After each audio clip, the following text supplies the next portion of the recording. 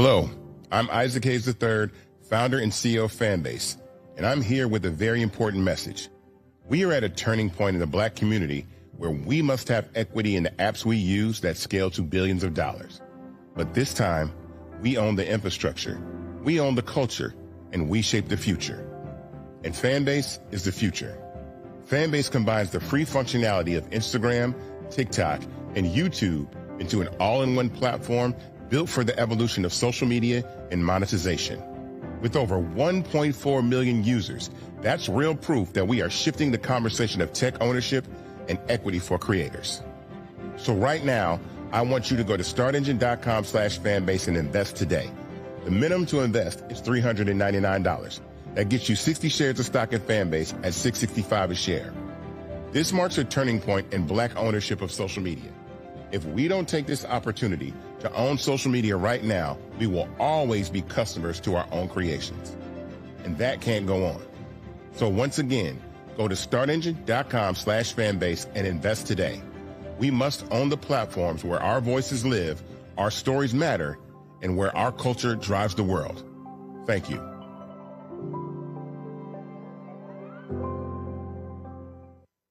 Folks, Black Star Network is here. Oh, no punches! I'm real revolutionary right now. Support this man, Black Media. He makes sure that our stories are told. Thank you for being the voice of Black America, Roland. Stay Black. I love y'all. All momentum we have now, we have to keep this going. The video looks phenomenal. See, there's a difference between Black Star Network and Black-owned media and something like CNN. You can't be Black-owned media and be scared. It's time to be smart. Bring your eyeballs home. You dig?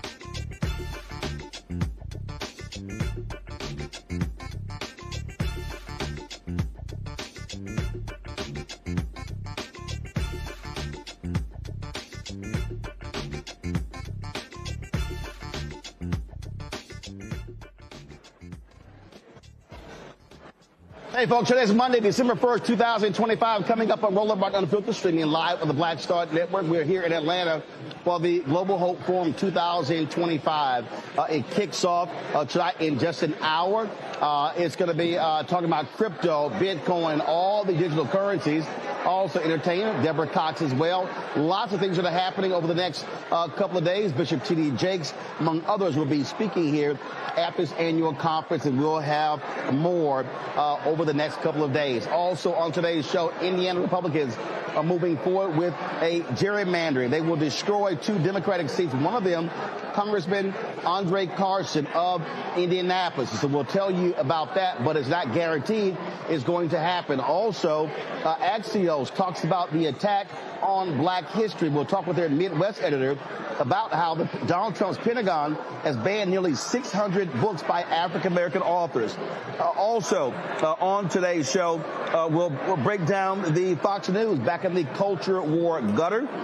And so, you don't want to miss this absolute foolery. Also, an appeals court makes it perfectly clear that Donald Trump's attorney general in New Jersey, appointed illegally, cannot serve as the U.S. attorney for that area. Plus, Georgia Republicans' youngest Black executive committee member resigns after trying to hook up with a 14-year-old boy.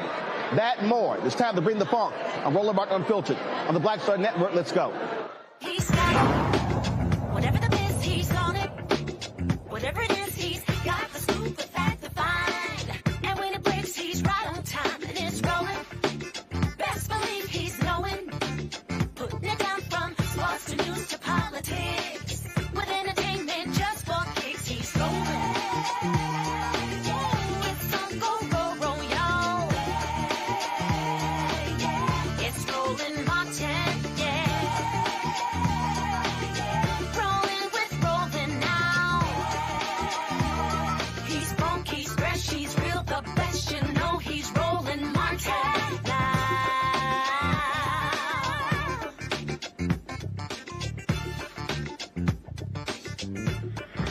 Martin.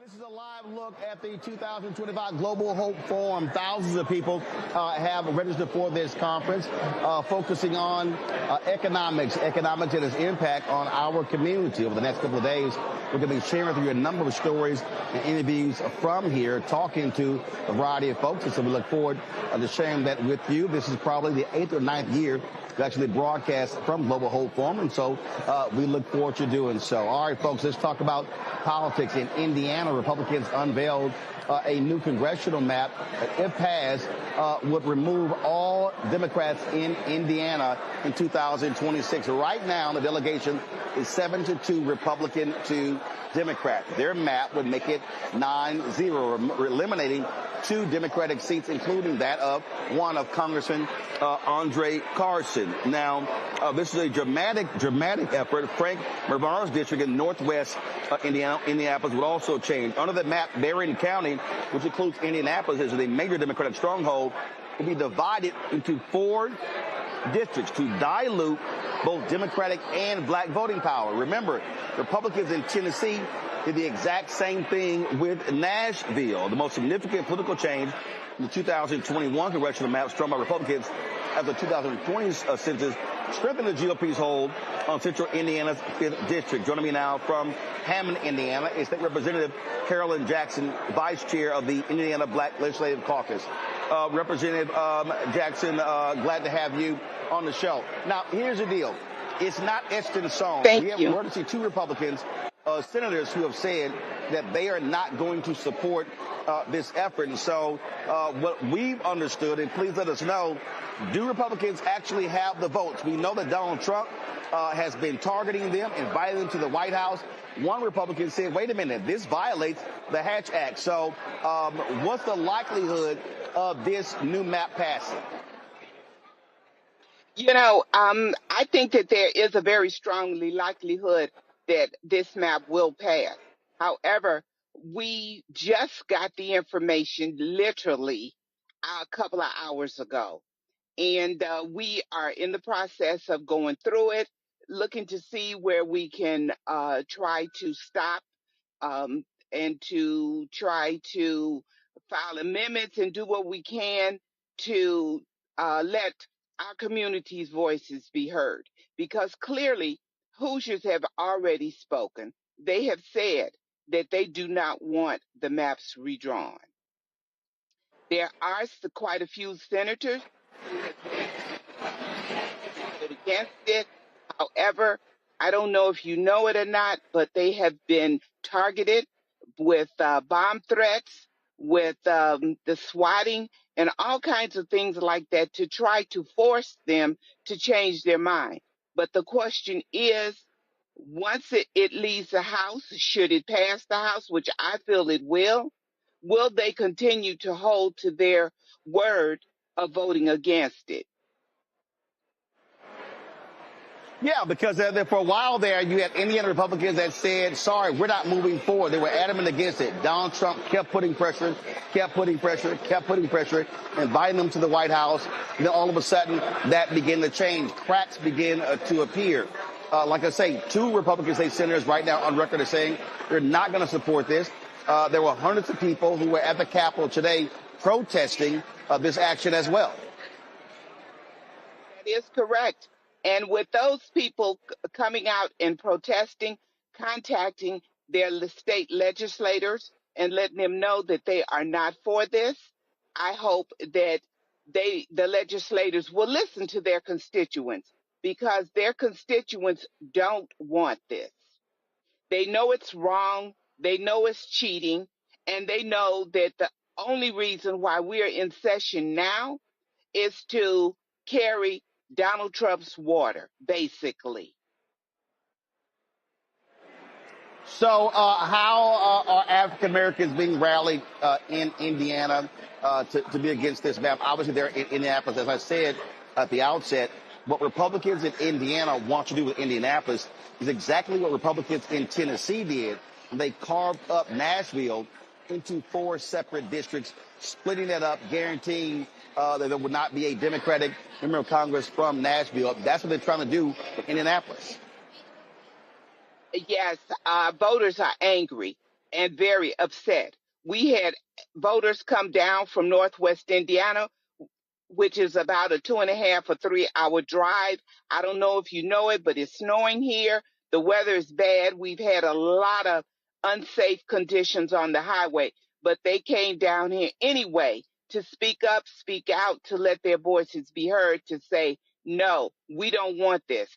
I have not had not one of my constituency contact me and say, Representative Jackson, I certainly want you to support the redistricting. I have not had one. My phones have been blowing up, and all of them say the same thing: no redistricting. The same thing with my colleagues who are in Indianapolis. Not one of them has received a telephone call or email or any correspondence saying, please, please redistrict. They're all saying, no, we don't want a redistricting done. This is unprecedented, and we know it's cheating. It is specifically done to liquefy our votes and to liquefy our voice. I'm sorry.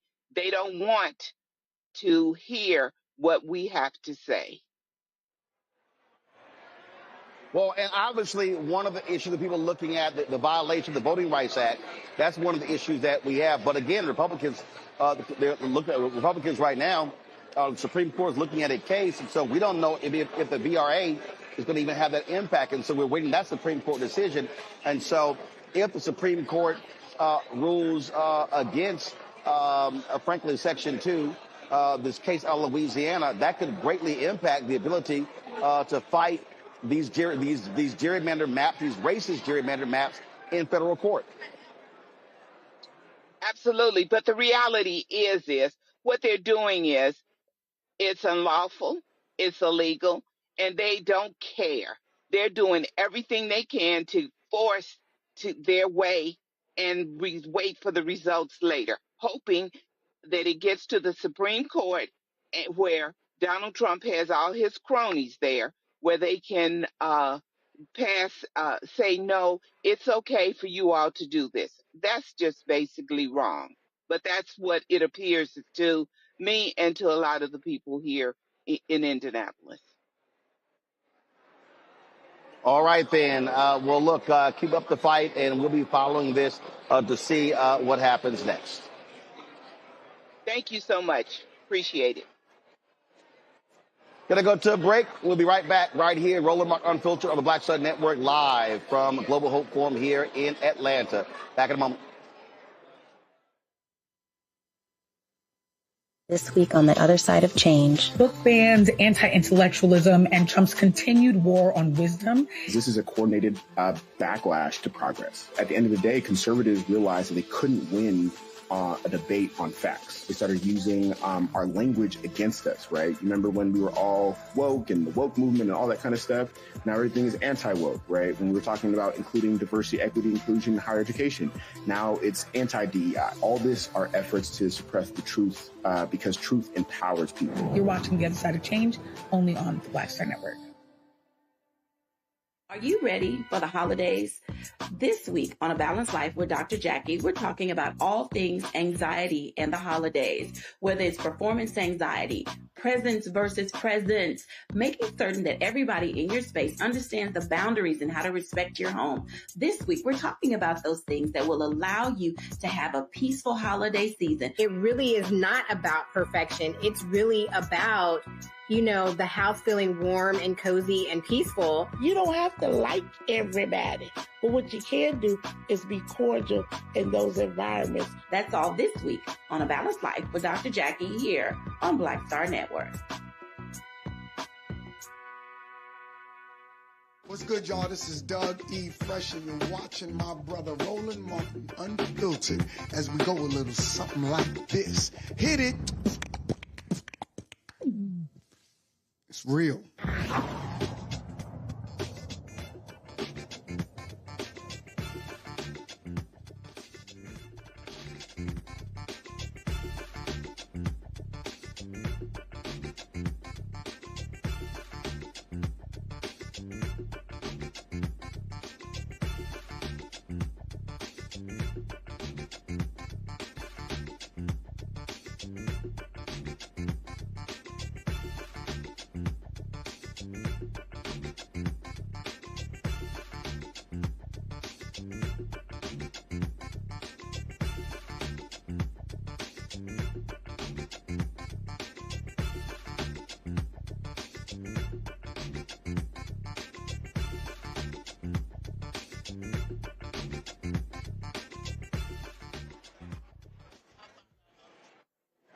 All right, folks, want to bring up our panel joining us today on the show. Cameron Trimble. Cameron, of course, formerly worked in the Biden administration, digital director there. CEO, Hip Politics Media. Also, Thelma Lawyer Bay Anderson, author of Shut Up and Prosecute. Glad to have both of you on the show. First of all, Cameron, I'll start with you. I mean, this is a clear battle. What we're seeing, Republicans are scared to death they're going to lose the House next year. Donald Trump's approval rating per Gallup is now down to 36%. And so their whole deal is they got to steal as many seats, create as many Republican seats as possible, because they think they're going to lose anywhere from 10 to 15 seats next year. That's what this is all about. And Democrats have to fight this tooth and nail. The problem that we still have is this right-wing Supreme Court. Yes, hearing about what's happening in Indiana, and just for full disclosure, both of them, I'm highly connected to both of those seats. My parents actually live in the district represented by Andre Carson, and have worked with him for years. And we actually worked on some ads and stuff up in Northwest Indiana for Frank Marvan, which includes Gary, Indiana, obviously a place many people know as the home of the Jacksons. And to think that Indiana could go from those two seats and those two representatives to potentially no Democratic representation, when the Hoosier state has a strong history of Democrats, even going back as far as Democratic governors and Democratic senators, for them to gerrymander in district that they're seeing the pushback, but I don't think people will stand for it. But it just shows how how treacherous this game is and how 2026 could be a completely rigged playing field come election day. So I'm really hoping that they don't get those votes in the state house. But if they do, it is not a foregone conclusion we'll lose them, even if they split up Indianapolis. But that just means that we're going to have to get even more voter turnout throughout the state. Thelma, look, what has happened to Republicans is crazy. 9 Republicans have been swatted. They're getting death threats. And this, we've talked about this beforehand. Republicans, a lot of them are scared to death of Donald Trump and his MAGA supporters because this is the kind of heinous actions that they will do. They will literally threaten the lives of these people if they don't do what Donald Trump wants them to do.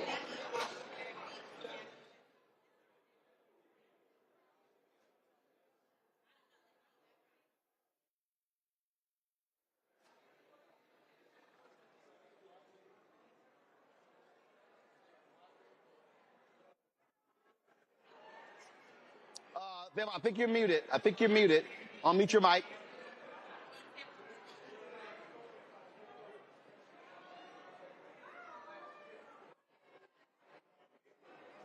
All right, so we got to figure out what's happening with Thelma's audio, and so let's do this here. Take a quick break. Y'all fix your audio, then we'll come back right here in Roland Martin Unfiltered on the Black Star Network. Can you all hear me? Violent white supremacy is, quote, the most persistent and lethal threat in the homeland. The greatest terrorist threat to the homeland is the homegrown violent restraint, including hate crime committed on behalf of some kind of white supremacist ideology. They are coming after everything in Black America. MAGA and Donald Trump are specifically targeting Black America. They are going after the money. Attack Black Lives Matter. Attack critical race theory, attack woke, DEI. MAGA wants to defund Black America. This is a perfect example of their desire to completely degrade and de-emphasize Black people.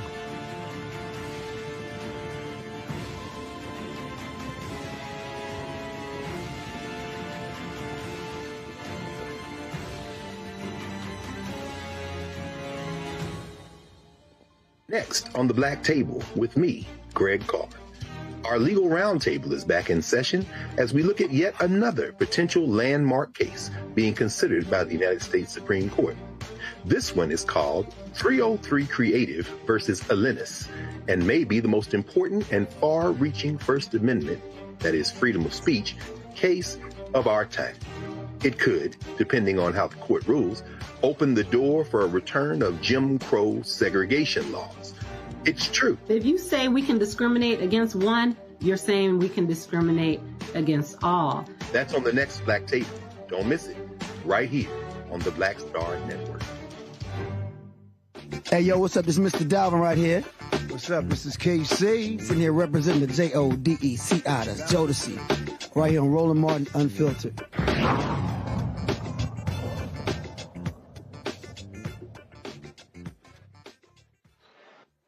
All right, folks, welcome back. So, Thelma, Lawyer Bay Anderson, do we have your audio? Hopefully it's working now.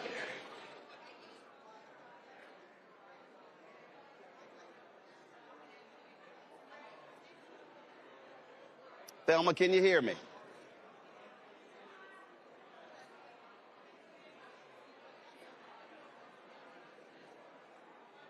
Okay, guys, I need to know guys, I need a shot of Thelma.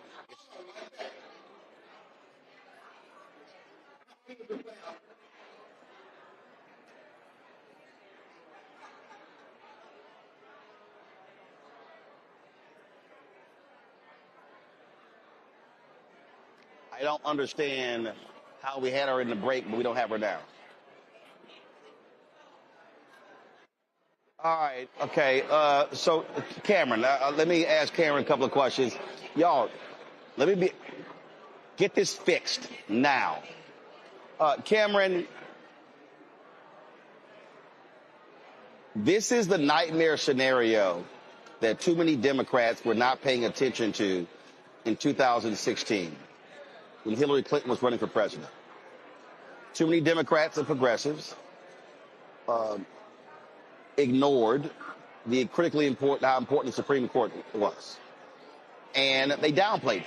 Now, all of a sudden, they're now seeing what happens when you have a right-wing Supreme Court, a 6-3 majority, 5 that are hardcore right-wing, really 6, and the rolling back of rights could have a devastating impact for the next 50 years. This is what people need to understand.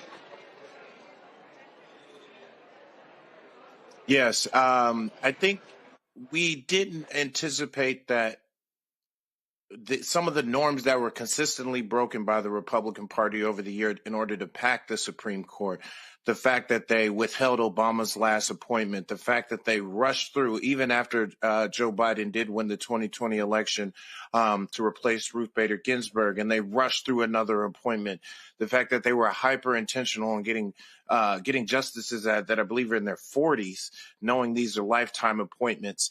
And then I'm even hearing that they may potentially be pressuring some of the older justices now to try to get them rotated out during Donald Trump's tenure. Here in that it's a funny day when Chief Justice Roberts seems like the most moderate conservative on the court, but they are consistently rubber stamping so many different rights and so many different things that we just didn't think were, quite frankly. And also, Roland, the nightmare scenario for, I think, Democrats and just actually free voters around the country is that we don't really pay attention to these state legislatures. We have not had our 10 and 20 year state legislator strategy to really understand that so much power is being pushed back into the states where one party disproportionately controls that power around the country. So when something like this happens in Indiana, where I'm sure it is not a 9-0 Republican to Democrat in terms of makeup of the state, it feels like that way. And now so many voters don't feel represented or don't feel like they can have their vote is going to count as much because they won't have the adequate representation they need throughout the state. So this is something that we need to, and I would say the Democratic Party, but also just independents and just voters around the country need to pay attention to and prepare for our next 5, 10, 15 years state level strategy all the way up to the Supreme Court. All right, Thelma, do we now have your audio? I believe so. Finally, it's fixed. All right, the question I specifically asked you is that this is an issue Republicans are facing. MAGA, the people are crazy and deranged. Republicans in Indiana, they've been swatted. They've gotten death threats. And these folks who support Donald Trump, this is how they're going to conduct themselves. And hopefully you're going to have some Indiana Republican senators who have the guts to stand up and say, no, we're not going to bow down to these fascists. Honestly, I doubt that is going to happen. I doubt that they're going to have the balls, because if they did, we wouldn't be right where we are right now with these individuals having to deal with what we as individuals who probably are Democrat, we deal with this all the time, especially with this type of leadership and this stronghold that this man have on the delusion that is within the Republican Party. I honestly don't believe that anybody got the balls, the guts, anything to say enough is enough. We got to go back to the principles and what this country actually stands on, and not on the principles of the orange Cheeto man that has so much that we can really get into. But I think they're all afraid. They all look like they are in fear, but nobody wants to do anything about it. But also, Thelma, I think this is where Democrats have to understand they have to play hardball. They have to understand that this is about power. These folks want power. You can't reason with this. So you've got to fight for power, to take power from them the same way they're trying to hold power. Yes. I believe the same way that MAGA targeted their base by fueling that what was already built in them, the Democrats got to do the exact same thing. We are tired of them sitting on the sidelines, being mute and some of them not cute. But we are tired of them sitting on the sidelines, letting them run this country into the ground. You got to stick up. You got to stand firm. You got to hold the line. And that's simply what the Democrats are missing. I'm hopeful that they are getting information like Beyonce, because if they continue down this road, we are going to continue to fall behind, and people's rights cannot afford them sitting on the sidelines like they have done these past few years. And that particular point there, Cameron, I've been making it clear to people that what we have to understand, again, this is about the next 50 to 100 years. What you're seeing from MAGA, from these Republicans, it is white fear. My whole book is about that. The whole book is about white fear. And what they have to understand is what we're dealing with here is that they are afraid of the browning of America. And so all of these attacks have a direct result on the power, the political power of black people, the political power of Latinos, and Latinos had better wake the hell up. We don't give a damn about them either. But this is absolutely a massive attack on black America and our future.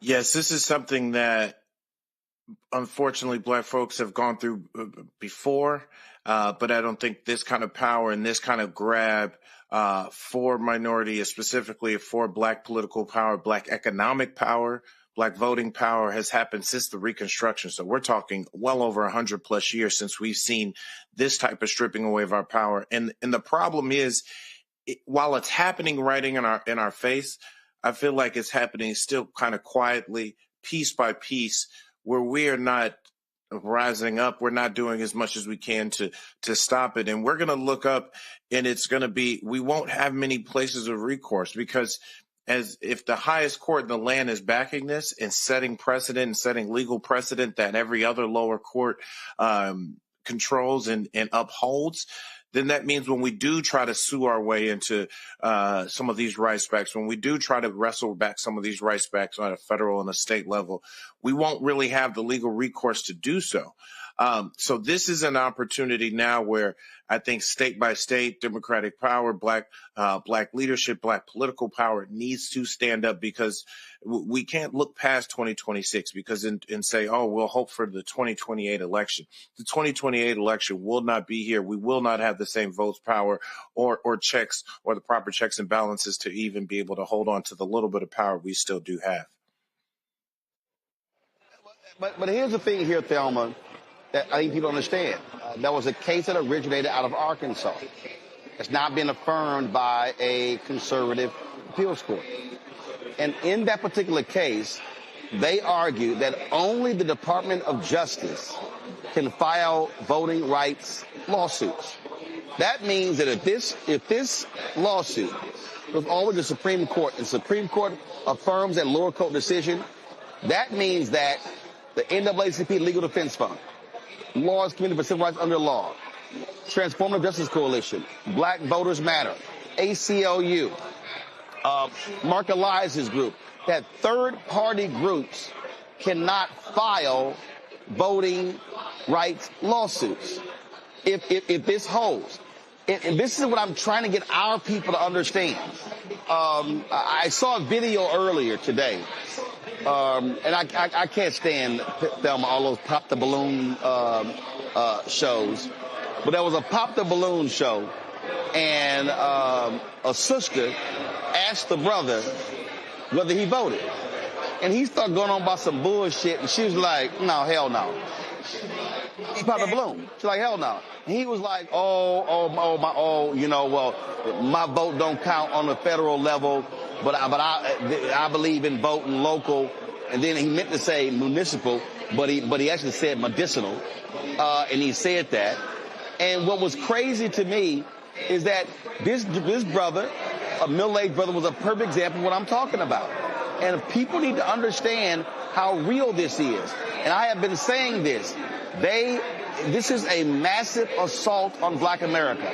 They want to defund black America. They're going after every institution in black America. And folk who want to sit out and act like voting don't matter, they're outside of their damn minds. This is for real. This is a massive war we are engaged in.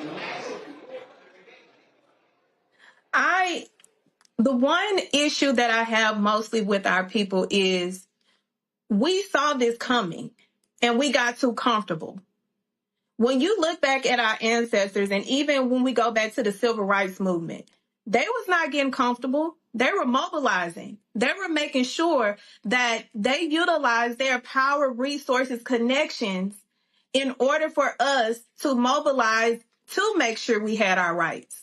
And now we get to this point where we're sitting on the fucking sideline and watching what our people worked so damn hard for and also lost their lives in order for us to be in this position. We can't be comfortable. This is not going to be comfortable because we utilize those years to forget the fact that how we got here. And that's one of the main reasons why I started to utilize my platform, knowing that, yes, I have the legal knowledge, but I also got the street knowledge. I also know how to articulate in order to speak to my people so that they can understand the urgency and the importance. I don't know what kind of steps they missed, but we ain't got now another step to fucking miss because we missed those steps years ago. Now we're here fighting from behind instead of fucking ahead. Cameron, you're talking to a younger demo. And I'm telling you right now, 1835 had better wake their asses up because, listen, in 20 years, 18 is going to be 38. 35 is going to be 55. And listen, they don't understand.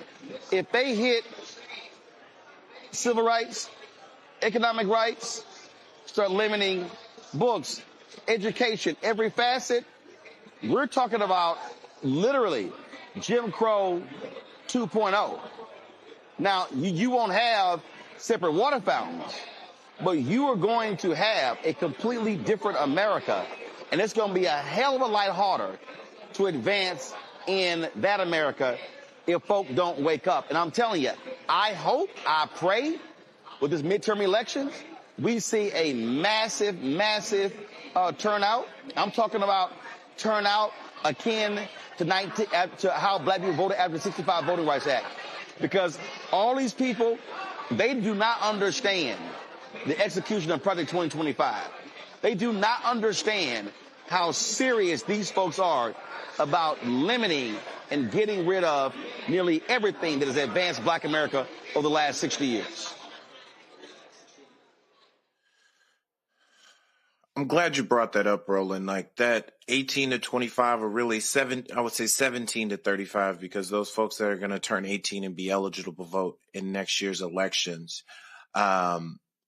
Here's the thing, though. We've got to meet people where they are. As much as we who are in the political bubble, these are who are a little more civically engaged, folks who are in their 30s, 40s, 50s and older, who've seen how these rights have shifted, understand and often understand the power of voting. That is why older demographics usually vote in larger chunks. But I've talked to so many young, especially young black men and young Latino men of color who say, hey, under Donald Trump, under Barack Obama, the hood was still the same.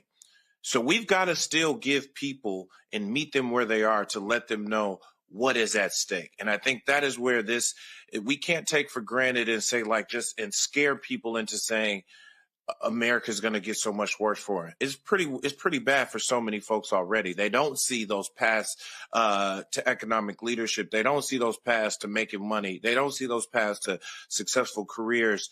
And they see those things dwindling and dwindling. And then you layer that on with social media and how many different things are there to distract our attention.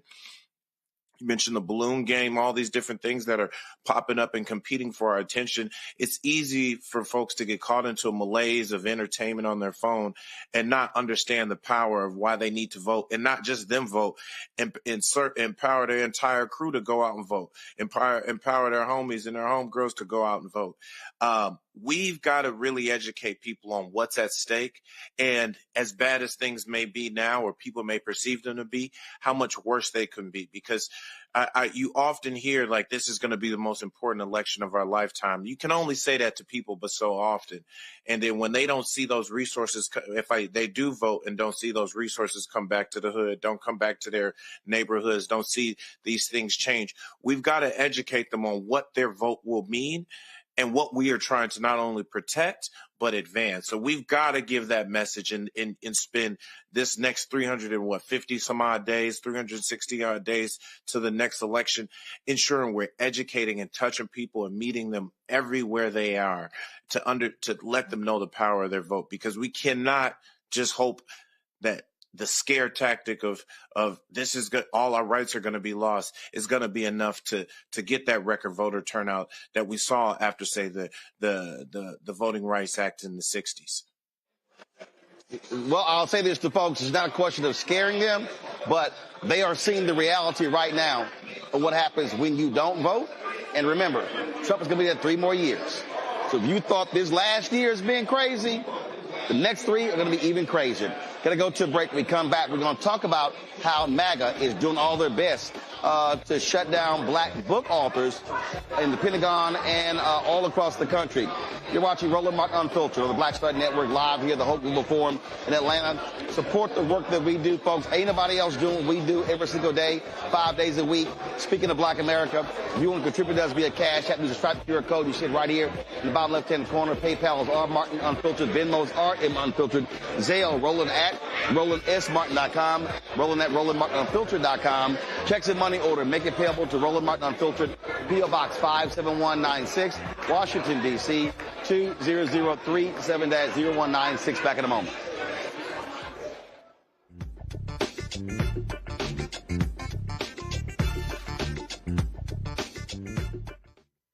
Said the quiet part out loud.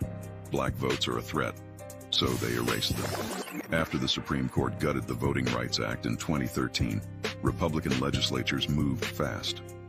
New voter ID laws, polling place shutdowns, purges of black voters from the rolls. Trump's Justice Department didn't stop it, they joined in. In 2018, his DOJ backed Ohio's voter purge system, a scheme that disproportionately erased black voters. Their goal, erase black votes and political power. Yeah, that happened. These are the kinds of stories that we cover every day on Roland Martin Unfiltered. Subscribe on YouTube and download the Black Star Network app. Support fact-based independent journalism that centers African Americans and the issues that matter to our community.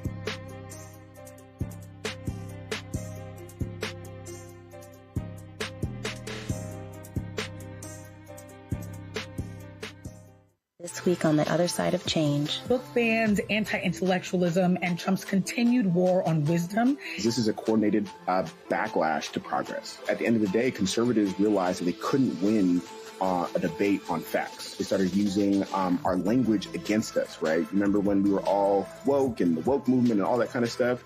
Now everything is anti-woke, right? When we were talking about including diversity, equity, inclusion, and higher education, now it's anti-DEI. All this are efforts to suppress the truth because truth empowers people. You're watching The Other Side of Change only on the Black Star Network. What's up, y'all? This is Wendell Haskins, a.k.a. Win Hogan at the original T-Golf Classic. And you know I watch Roland Martin Unfiltered.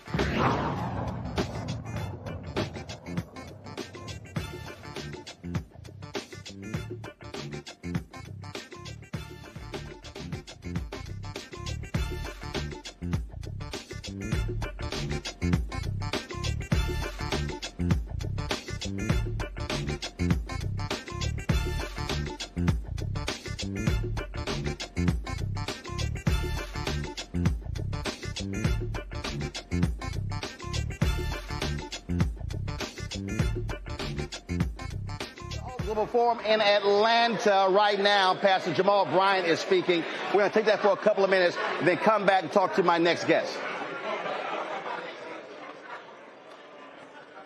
From another message. Give her some love, y'all.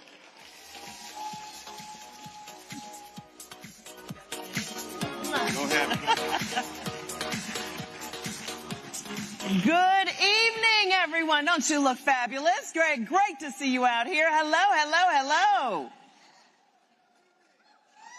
Wow. This has grown to a marvelous event. We have an amazing evening planned for you tonight. So I hope you are ready. And don't leave early because we have Grammy-nominated performer, the one and only Ms. Deborah Cox, here to perform for us later this evening. And we've got some other stars here waiting for you tonight as well. So let's get you started. Hard to agree on a lot of things these days. One thing we share is the need for a safe, affordable place to live, maybe even a wonderful place to own someday. Owning a home is still the number one way many Americans build wealth for. All right, folks, we're going to go back into the room. We're going to be going back in and out, but let's talk about our next story. It's been a slow but gradual process for the MAGA movement to eliminate not just laws, but they also want to attack the education. Now, remember, if you get rid of the information, then you could truly impact people. Axios published an article titled "America Stares Down the Erasure of Black History and Progress," which examines the unprecedented rollback of civil rights advancements. Managing editor Delano Massey joins us from Atlanta. Delano, glad to have you here. And just take folks through how widespread this is. I've been saying for months that MAGA wants to defund Black America, that they're attacking every aspect of Black America. Walk folks through what you laid out in your story. Yeah, Roland, thank you for having me on to have the opportunity to talk about this. This is something that I think a lot of people have been watching since the beginning of this year, probably in the last 8 months. But Onyx Impact actually was able to quantify it, and they took the things that we might have been talking about anecdotally, and they put this all in one place. So we were able to see that there are certainly cuts that have been happening to HBCUs and minority institutions to the tune of $3.4 billion, and it breaks down in different things, including research and data sets. So what they looked at was some of the cuts that were made to sickle cell, and as you know, that disproportionately affects Black people. We also noted in there that, Black maternity, mortality, Black men in cancer research. So those were some of the things that were eliminated. 591 authors that were mostly Black. And you have people like Toni Morrison or Ibram, whose books have been routinely listed as being blackballed or being on those lists, and to a record number of books that have been banned. Looking at minority businesses and the effects of unemployment, especially as it pertains to Black women. So what we tried to do is look at this full report and then break that down so that people could really understand the things that have happened systemically over the last several months. And now, one of the things that really jumps out, again, the attacks on books, education, what's happening in the Pentagon, how they've been getting rid of all of these Black book authors. And again, I keep saying, I go back to George Floyd, the death of George Floyd. And they said we're going to attack Black Lives Matter in 2021. It was woke in 2022. It was CRT. 2023, it was woke. 2024 is DEI. And so what you are seeing this constant attack on Blackness in every aspect whatsoever. Yeah, I mean, this is ultimately what the researchers with Onyx Impact had discovered. Some of the things that we know sort of anecdotally that have been happening, the push to eliminate diversity, equity, and inclusion initiatives and programming, whether it was in the schools, whether it was in federal businesses, the museums, et cetera. They were able to basically to pinpoint that some of this has been the weaponization of DEI, similar to woke, and as you mentioned, critical race theory or CRT. Using, this as a political chip and basically making people believe that this is it's a dirty thing, or there's an unfair advantage that actually comes with this. And that was actually one of the things that the White House had pointed out when I reached out to them on this article. They feel as though they've been doing a number of things that have actually leveled the playing field and eliminated an unfair advantage that they perceive DEI has given, especially as it pertains to minorities. So when you look at this and your story sort of lays it out, and I keep just yelling for people, this is massive. This is comprehensive. This is not just, one or two things. This is a wholesale attack on Black America. Yeah. If one of the researchers that was involved in this was Maya Wiley of the Leadership Conference on Civil and Human Rights.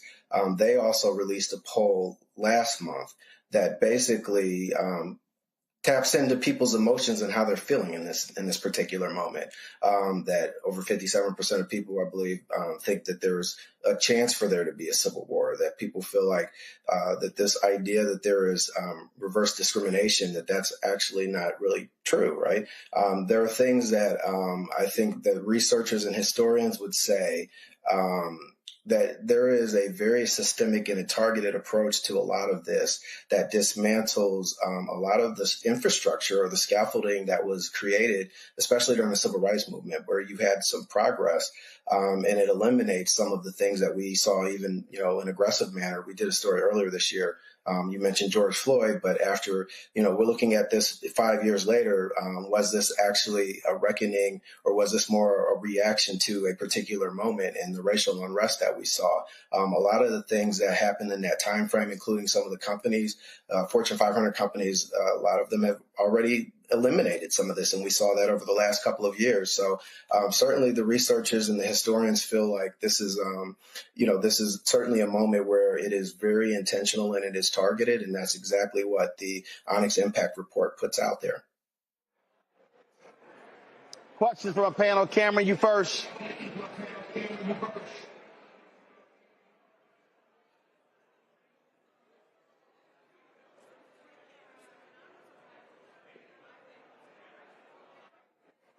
Cameron, turn your mic on. Cameron, turn your mic on. Good. I don't know why I gotta you, keep Roland. reminding all y'all. Damn.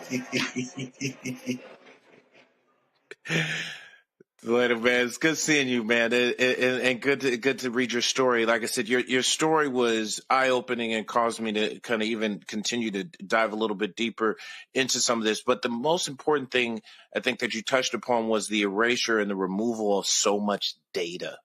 And I think what people don't realize is that when they hear reports about how Black progress may be stopped, when you start talking about the sickle cell and all the different health reporting, so much data is being taken off these websites. And I think you mentioned in the report, not all of it has been replaced.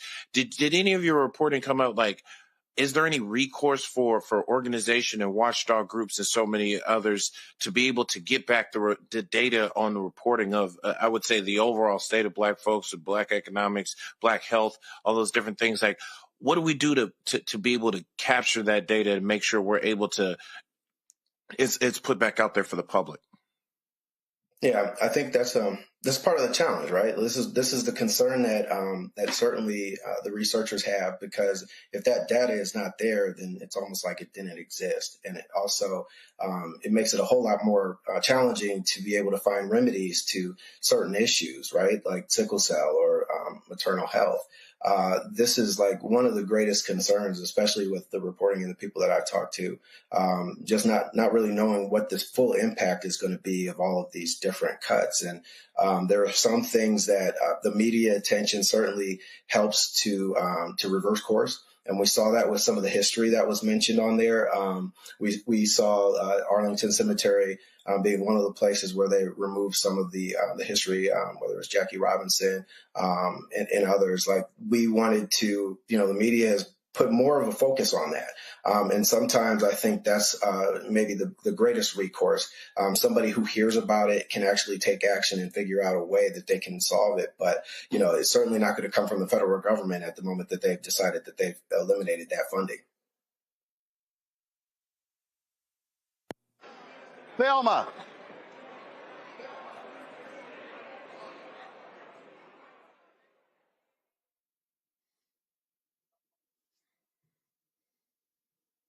Thelma, is your mic on? Man, y'all gonna keep these microphones on. I keep telling We millennials. We only. Hey! I don't want. Listen, you know what? I'm gonna tell you right now. What's that mean? Hey, now I'm gonna tell you right now. Henry, remember this? We were in Atlanta, and that was a judge here, and she had a staffer who was millennial, and she was like, "Judge, why you always best dog of millennial? Because y'all do millennial shit." Yeah. So millennials and Gen Z, listen, damn it, I'm Gen X, and turn the damn microphone on. Now go ahead and ask your question, Delano. Hi, Delano. One of the questions that I have, because as of recent, I have been diving more into the history of our people as far as in the legal aspect of it all. I know there's a location, one specific, the Equal Justice Initiative Museum, that when I went, it blew my mind. And I've been back more than one time. And I was just mind blown because a lot of the history that was in there, I didn't see that in the school system. I didn't see that taught to us when, of course, we have our traditional Black History Month. And I was embarrassed. I was like, I don't know my history the way that I thought that I did. So with that, do you think with locations such as Equal Justice Initiative or any other organization can be utilized to retain such sensitive data that is going to be needed based on the destruction of this administration that got 3 more years? And I know in 3 more years, it can wipe out everything. You know, there's I think a very wise person once said to me that innovation sometimes comes from necessity. And what we know in this particular moment, and some of the people that I've talked to, certainly some of the civil rights organization leaders and others, you mentioned that museum in Atlanta. I certainly think that the Museum on Civil and Human Rights is great. It just reopened recently and they renovated it.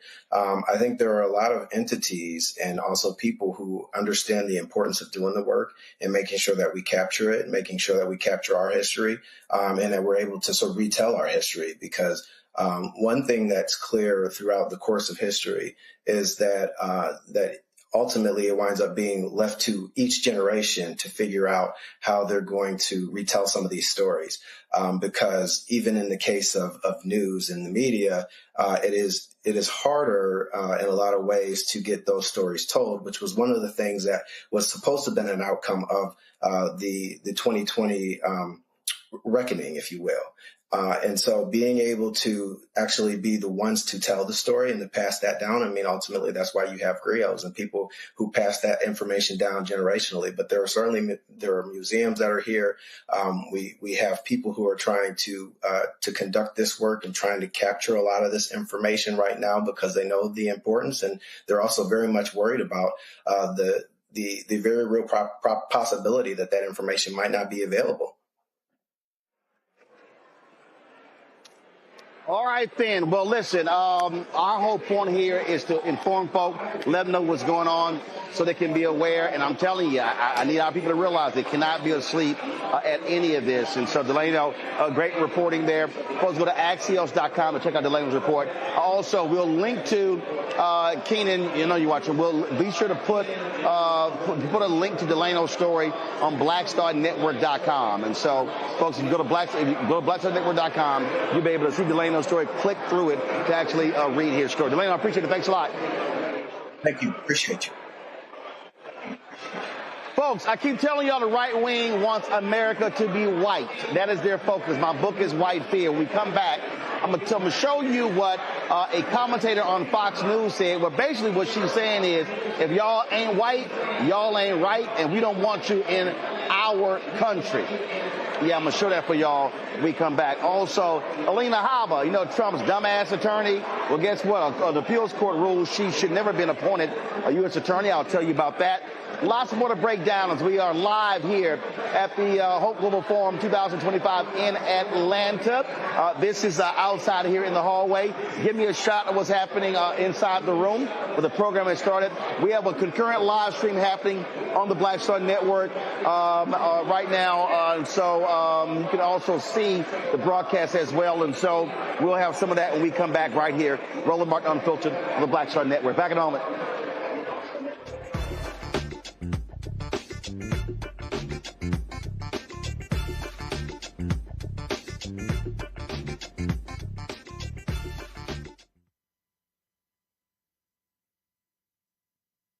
Next on the Black Table with me, Greg Carson. Our legal roundtable is back in session as we look at yet another potential landmark case being considered by the United States Supreme Court. This one is called 303 Creative versus Alennis, and may be the most important and far-reaching First Amendment, that is freedom of speech, case of our time. It could, depending on how the court rules, open the door for a return of Jim Crow segregation laws.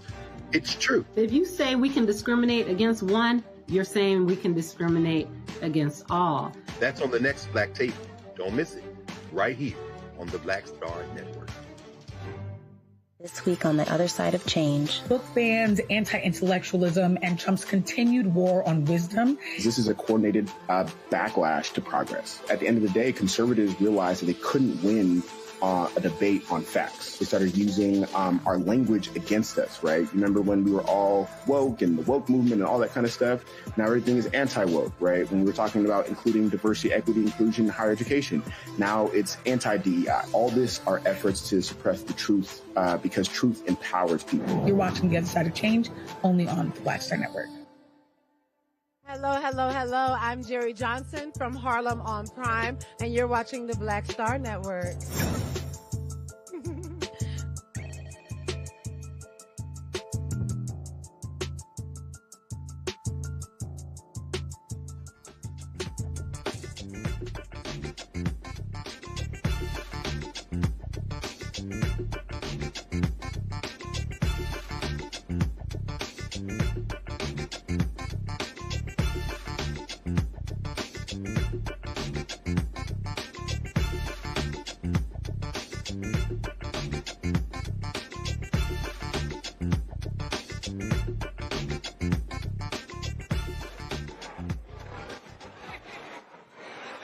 Folks, we're back. Roland Martin Unfiltered on the Black Star Network. Let's go live into Global Hope Forum. Let's hear some of what this conversation is taking place on the main stage. Whether you have a big staff or a big budget, or you're just starting out. Yeah, I don't think many people knew that you could do that, because I think a lot of us look at like a Matterport or something, and we think that you need to hire somebody also to help. I tease this, like I know we are all maybe a little bit tired of talking about AI, generic AI. So I really want you to be specific with me in this next section, which is where you see it actually measurably improving the experience for home buying, for finding somebody, for finding homes. Yeah, I think you'll see it show up in the cracks of all the things you're already doing, is kind of the way I think about it. Of course, AI is something we go to ChatGPT or we go to Google Gemini and we ask it questions in new ways. We're all going to do that. Hopefully it will answer more questions than we can answer today. But it already exists in generating the listings I talked about. It exists in the agent software that all of our agents are using. We have more than 100,000 agents that use our agent software. It's a software system called Follow Boss. No one who's not a real estate agent would ever know that software system. But 100,000 agents every month are using it to respond to clients. It summarizes every one of their calls now. It summarizes their history so they don't forget things. It reminds them of appointments, and it schedules appointments for them. So it's making them more efficient. It's making them do a better job, because who wants to spend their day on a checklist? They want to spend their day consulting with clients, doing research for clients, helping clients prepare offers. So that's live today, and many buyers, sellers, renters would never see it, but it's powering the real estate experience right now. And I imagine that as this improves, this is what you talked about earlier, which is you see the relationship between Zillow, the platform, and the agents getting closer and closer, strengthening that through technology. If you ask any real estate agent, do they want to spend their time on a checklist in software? Or do they want to spend their time talking to their customers, learning what they want, trying to win an offer, trying to win a negotiation? They're going to pick the latter. right? Every one of them. So if we can build software that does the former, that does the busy work, they get to do the people work.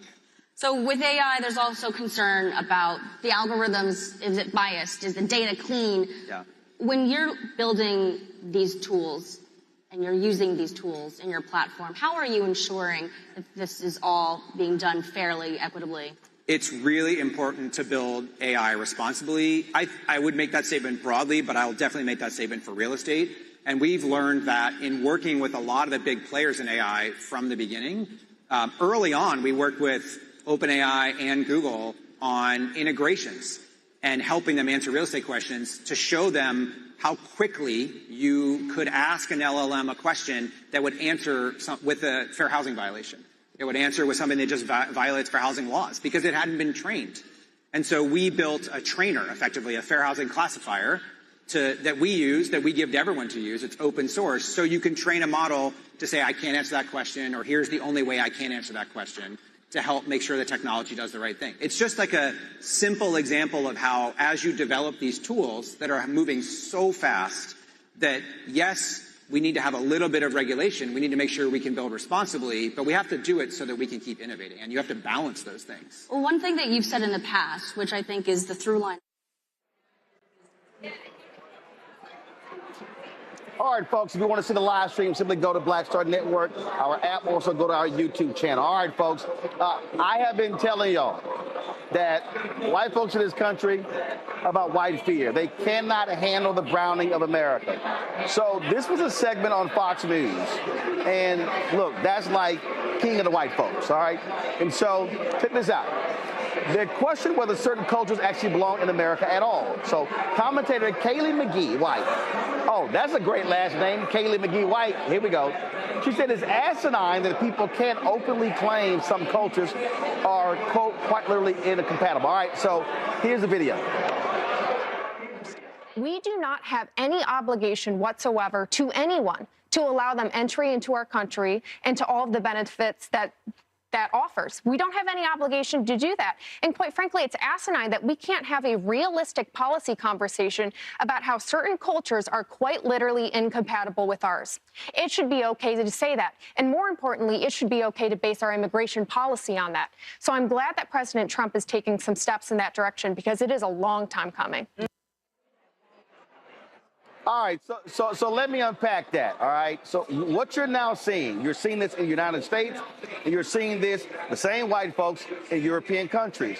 It's now becoming a reality to them that they stop screwing and they stop having kids, and you cannot have a future if you don't have people. So what is the most populous and the fastest growing continent? It's Africa. Okay, average age is 17. All right, so when you're talking about the future, where do you think people are going to be coming from? So Elon Musk is constantly tweeting about the birth rates, the falling birth rates. He is flat out infatuated with the falling birth rates. Why? Because it's white people. White people in America stop screwing. They stop having kids. White people in Germany, white people in Italy, white people in Finland, white people in Ireland, white people in England. You can go all across Europe, these Western nations, and they stop screwing. So now they're freaking the hell out. They're freaking out because of black people. They're freaking out because of African immigrants. They're freaking out because of Latinos. And so that's what you're seeing. And so I need people to understand the attacks that you're seeing in America right now, you're seeing happening all across the globe, because right now, 2/3 of the world we've known for decades, 2/3 of the world people of color. But now, that was fine when the Asians were in their countries and the Africans were in their countries, Latinos were in their country. The problem now is you cannot have a future if you do not have people. I've done this segment way too many times. Y'all, it's real simple. It's very simple. And that is this here. So let me just break it down to you. Let's say right now you got a family. Mom and daddy had 8 kids. Let's say those 8 kids have 4 of those kids don't have any kids. That means that only 4 of their kids have children. Let's say they have 2 each. So you go from 8 children to having 4 kids having 2 each. That's now 8. But let's say 6 of those kids choose not to have any children. Well, guess what? Your bloodline is going to actually decline, because if you have a decreased birth rate, you're not going to have a family lineage. It's the exact same thing. In this country, you have to have people in order for you to continue. So when you look at a city or a town, a shrinking population, that means people move. Why is the Midwest of the country massive amounts of land and few people? Because you no longer have manufacturing jobs in those places. So if you grew up with a manufacturing plant in your small town of Iowa, Indiana, Illinois, Wisconsin, Pennsylvania, Michigan, Ohio, those Rust Belt states, now all of a sudden, manufacturing plant leaves. If you're a kid in that particular town, you ain't staying in your town because ain't no jobs in your town. So you're going to move somewhere else. What then happens? You're not replacing the population. All right? Maybe a lot of y'all don't understand. Let me explain it to you from a church. When you actually run into a preacher, and a preacher says, oh, I have 10,000 members. Nah, that's not really how real preachers count their population. A real preacher doesn't count individuals. A real preacher counts families. Families mean future growth. And so when a preacher says we have 2,500 families, what then happens? Mom, dad, at a church, they have kids. Kids are Christian in that particular church. What do they have? They have graduations. They go to college. They get married. All those things that happen typically in that particular church. Well, if you're transient, and all of a sudden, if you had 2,000 families, or 1,000 families, or 500 families, or 200 families, now 5 years later, you have, let's say your small church, you got 200 families. Let's say 5 years later, you now have 160 families. Guess what goes down? Tithing goes down, volunteer goes down, workers go down. And so if you start decreasing the number of families, you're no longer going to have a church in 10, 20, 30 years. The same thing happens with population. So what these crazy deranged MAGA white folks, they are upset because what they want, they say, oh no, we want people like ourselves. So Donald Trump, he wants white people imported. That's why he's targeting white South Africans. They didn't go to the G20, so we're not going to the G20 because the South African president talked bad about us. No, you called them shithole countries, and so that's what you did. So you need to understand what's going on here. I need y'all to listen to the language of these right-wing conservatives. They are speaking whiteness, and that's what this segment was all about. Thelma, I keep trying to get our people to understand this, and that's why these attacks, like when I listen to these dumbass FBA people who attack black immigrants, not realizing 10% of black population in America are black immigrants. And so for us to be sounding like them on immigration is pretty stupid, because that's literally the future population. It's coming from African nations. So we're idiotic, trashy folk who look like us, and we're sounding like these crazy, racist, white MAGA folks. Listen, the one thing that I picked up on her whole conversation is the fact that they don't like each other. That's the reason why they haven't continued with their lineage to grow, and now they're behind and they're looking like, oh, we got to deport all of the immigrants because if we don't, then we're going to be outnumbered. Y'all were outnumbered when y'all came over here and stole this land. Y'all were outnumbered when y'all stole us. Y'all have been stealing since the inception of you all coming over here to steal land, and y'all are concerned about the individuals that y'all stole labor, stole body parts, stole human life from taking over. We don't care, because if we started telling y'all that y'all need to be deported because y'all not really supposed to be here anyway, and y'all have no legitimacy here anyway. So if we really compare who's supposed to be in here, who don't, and who actually built this country on their backs, then they will be shipped out, not even with first class. They need to be shipped out the way that they came, in the thieves that they are.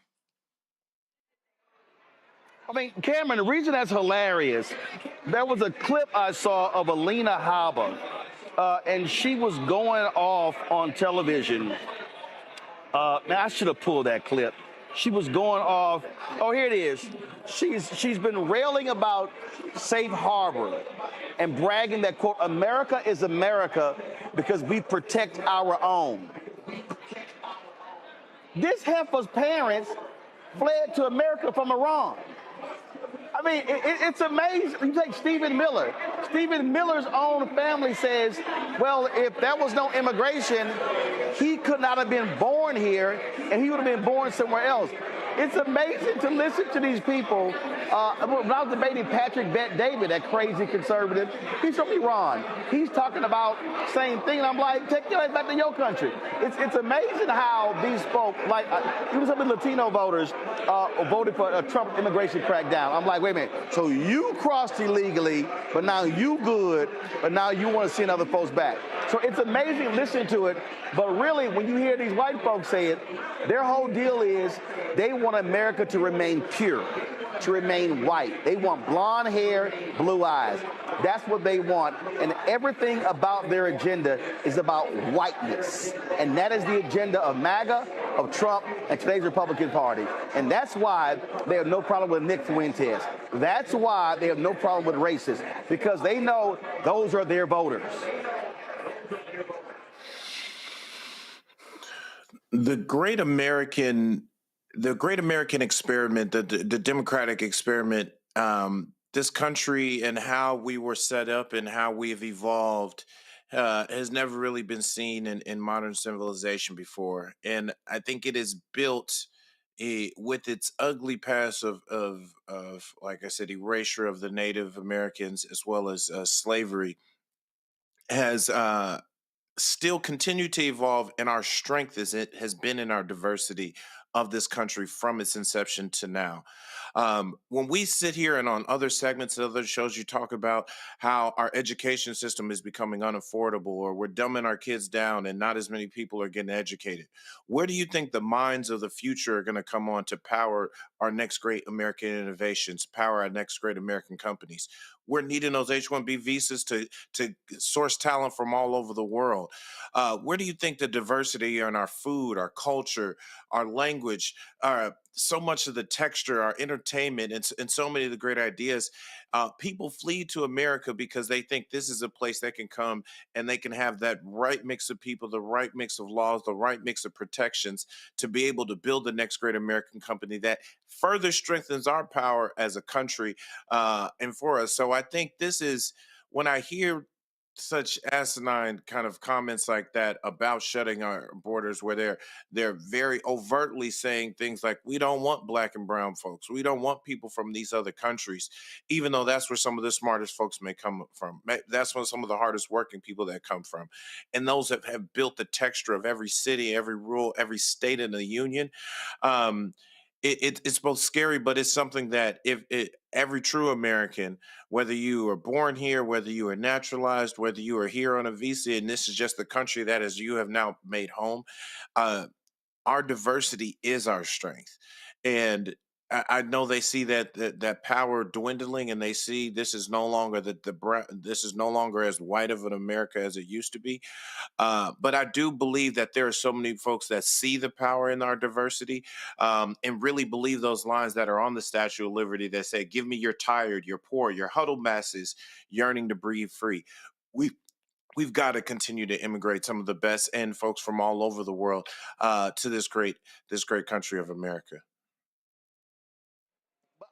But the whole key here, Thelma, is I want our people to understand that this is policy. This is their agenda. And so we cannot be participants in the white supremacist ideology that these folks are advancing and advocating. And it's some black folks who are sounding just like these crazy-ass white folks. Listen, it always is that one or that few that is going to go against the grain and do what they see, quote unquote, their masters do and participate in the foolery of it all. And I'll be looking like, Did your ancestors come to you last night to remind you how the hell you got here and what the hell they went through in order for you to even be here, to have a voice, to be able to talk so reckless that you are and be irresponsible? It bothers me to see our own people think that we are still not a part of the damn struggle. The reason why they are going on this rampage is because their fears are being seen and being put out in front of their faces to actually see digitally that, oh shit, like our worst fears of the brown people utilizing their skills, the ones that we used to utilize for free and we used to try to keep them from being able to flourish, is coming, and it's coming in the masses. And to see our own people sit up here and participate, and I'm like, did you take your medicine? Because you cannot be on the same damn planet, and the planet that the reason why we are in this position to have the power that we do have is because we come from a lineage that had to fight so fucking hard. And to see you trying to participate, or no, not trying, but participate in the bullshit of it all, we gonna ship you out. If you want to go with them, you can go with them. But as far as the ones that we got to fight for to maintain the fact that we are here for a reason and we are not going anywhere, no, we can't have any cracks. And these cracks in the ceiling is causing the roaches to come in. And I ain't talking about us. Absolutely. All right, folks, 30 years ago, one D Magazine article posed a question. Fort Worth still hasn't answered who really runs the city and what is the Fort Worth way anyway. Well, the 817 podcast sat down with a journalist to put that phrase on the map, Katie Sherrod, longtime journalist, and she talked about how power works in Fort Worth was changed since the 90s and what it's going to take to change it now. But here's the deal. I want y'all to listen to what she says about race and whiteness and what happens, how we got to make white folk comfortable in discussing race. Check this out. We have to go back to our history. Texas is a state. We fought for independence, not out of some grand thing like the Declaration of Independence, was because we wanted to keep on owning slaves. Mexico was going to outlaw slavery, and we didn't like that. We wanted to keep owning other human beings, and so we had a war, and we won our independence so we could do that. So white supremacist ideology is embedded in the DNA of this state, and it is embedded in the DNA of this city, and we kid ourselves if we think it's not. Yeah. It's embedded in white people's DNA. I can say I'm not racist all day long, but that's bull, because the world I grew up in layered that in me, and it's a daily fight for me to remember that, acknowledge it, and try to overcome it, because it's a problem for me.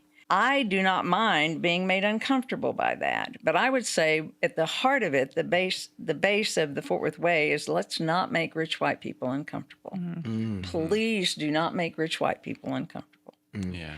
Early on, they had a good gig going because they were mentoring younger people and younger generations, and they got to pick which people that look like you got into the room. Well, that was done very carefully.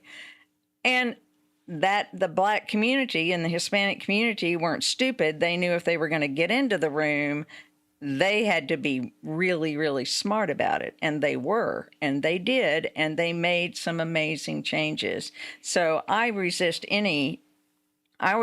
any effort to say, well, they just gave up. They never gave up. They haven't given up to this day. The persistence is what amazes me. The fact that they haven't shot us all kind of amazes me. But the persistence and the resilience of those communities are something that everyone should honor and emulate.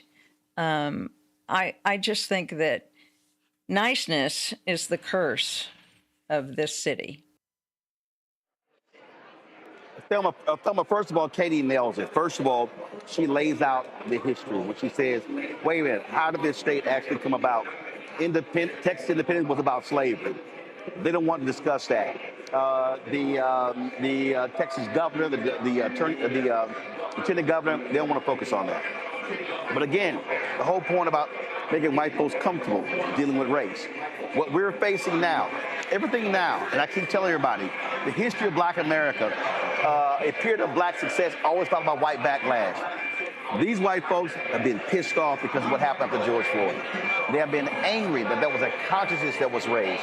They were angry that white folks are being called into account. That's why they're making these videos. Don't blame us. We didn't do this here. That's what we're seeing right here. And we need to understand what we're up against. These people are playing for keeps, and so they want to attack everything, and that's why they're attacking Black books and Black professors, attacking Black educators and Black historians and Black history. Listen, Fort Worth has a deep-rooted history of discrimination, racism, and it is still present to this day. Right now, Fort Worth, out of the DFW and probably out of the whole state of Texas, has the most discrimination or racial payouts through HR because it is so it's just massive. They're so comfortable with discriminating and using their whiteness to try to oppress individuals who we free. How you gonna try to oppress somebody in a workplace and think that it is okay? It's so bad in Fort Worth that they had to go and hire a independent investigation organization to remove them from having to investigate, to remove any impartiality that was very clear. So when I look at Fort Worth as a whole, and being someone that has experienced that as a Black educated woman while I was a municipal court judge, and seeing that Black women or Black and browns are discriminated the most, and I never thought that was going to be the case until becoming a part of the line that they cross. And when you don't allow them to cross that line, like she said, play nice.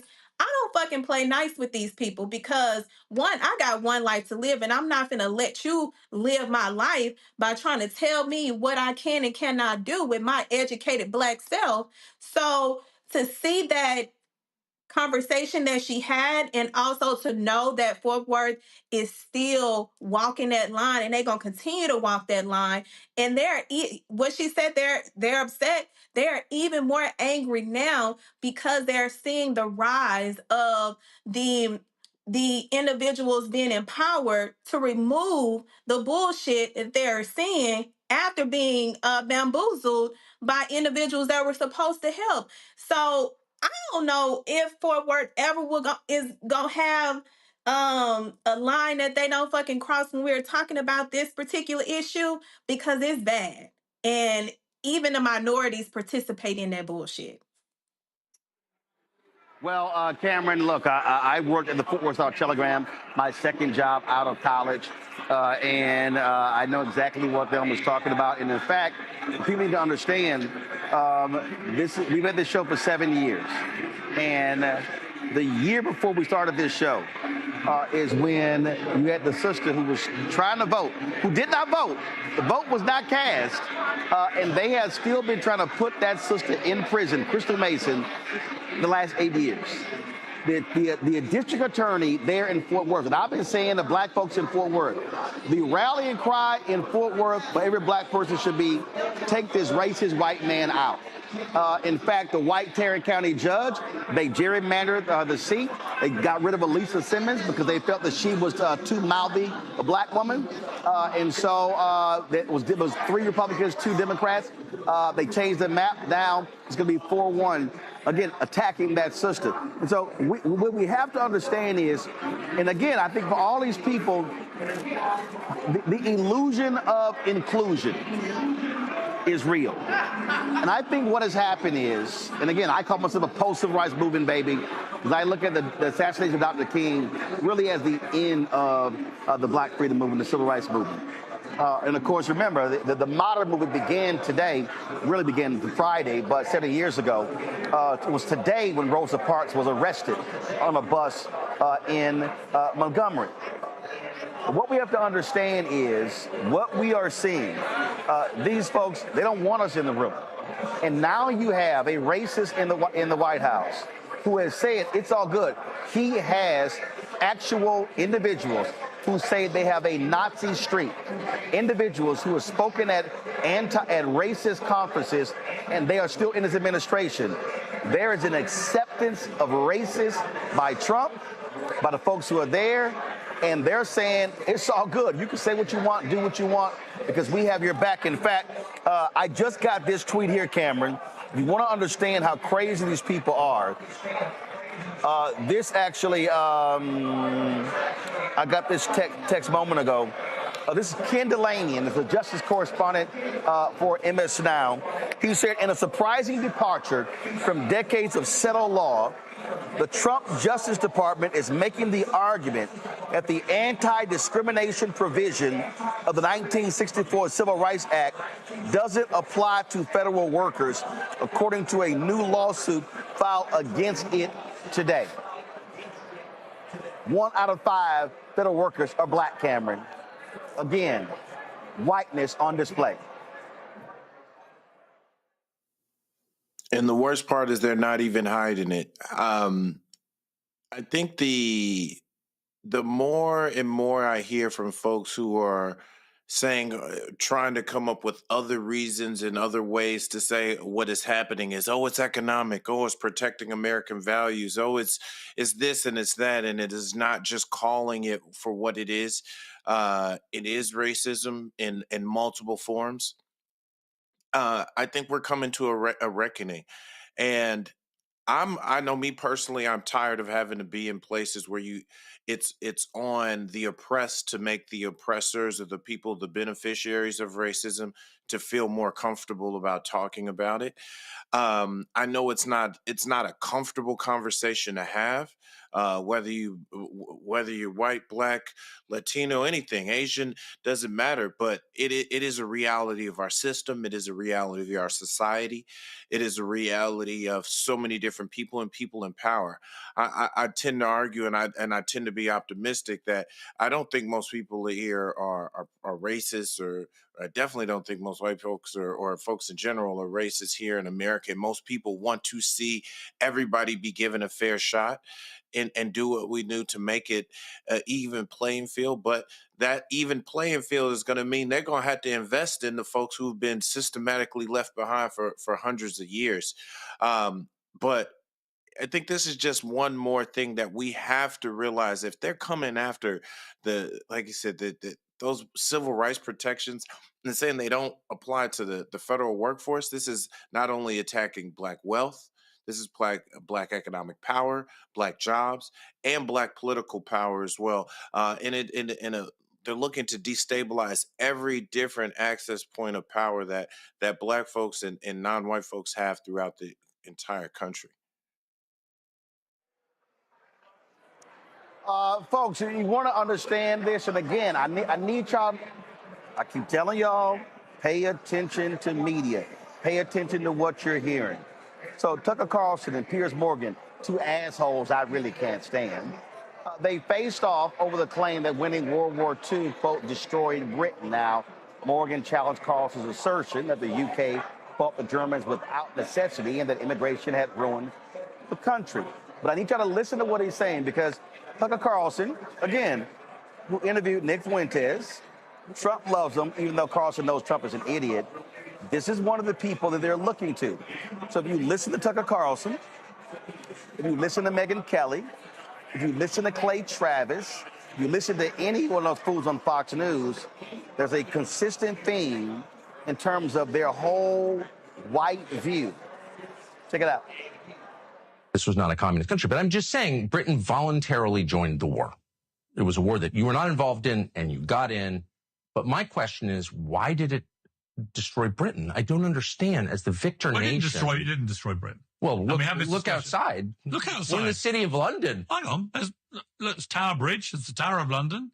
Magnificent Well, it office blocks here. It changed London. Why do you look at this and see a wrecked country? I don't. Well, I don't see an English country. So we're in the city of London now. What do you mean there? What do you mean by that? It's not. Well, people whose ancestors built Stonehenge are not here anymore. So the city of London is 36% white, and that's happened in the last, 40 years. But England is about 70% white. England. Yes. Okay. Well, it was 99% in 1945. Okay, so we've evolved. But you're on the way to becoming the minority in the country. So no one wants to say that. I think you can get arrested for saying that here. Well, no, that's not white supremacy. This is the indigenous population of the country. Well, it's a statistical fact that I think by 2100, we will be a minority white country. 2063 as of today. Well, I've read a bit later. But these are dynamic numbers, so they change. Yeah, but here's my question for you. So what? Well, let me refer to the beginning of our conversation when you said that the people who live in a country define the character of that country. And then you said, yes, all the things for which we were famous and in which we had pride, like our stoicism, our concern for others, our tidiness, the cleanest country in the world now. It's pretty filthy. All those things change when you get new people moving there. You said that. I mean, you're the racist, not me. So I'm just using the parameters that you said. I did not say that was down to you didn't say non-white people coming to the country. Well, that's who lives here. I don't believe that. No, but that's what you said. I said there was creaking pressure on public services. No. From the increased population. You also maybe foolishly admitted the truth. You could get arrested for this, so I know the stakes are high. But you said that when the people who live in a country change, so does the culture, which is like the most obvious. It's like when it rains out, it gets wet. That's not a controversial observation, but it's illegal here because it is true. And my only point is not against, I've already said, I like the Bangladeshis better than I like the liberal whites in your country. A lot more. They've never yelled at me. I'm not attacking them. I'm just saying the things that made Britain, England. Is there still an England? I have no idea. Those are going away because there are different people living here. And if you think that those are good things in the same way that the Swedes or the Chinese or the people in Burundi and Chad, they like their culture. It's their ancestors' culture. And now it's gone. And why can't we say that's bad? Well, because you may think it's bad. It's good? I love living in a very multicultural But you're rich. I mean, you're rich. And you go to the white parts of London, and they're exactly the same as they were when I was a child. I've been coming here for 50 years. They're exactly the same. What neighbor was saying is exactly the same. Which do you think is a white part of London? I'm not going to tell you. Well, that's a little test for you. Which area of London do you think is white? The one I'm staying in right now. The one where my relatives live. Where? I'm not going to say. No, you don't want to say because you know that I'll immediately say, come on, there's loads of non-white people living there. There's no By the way, I'm not against non-whites. There's no exclusively white area. Okay. There's not. Lord, these white folks are a trip. Thelma, the look on your face.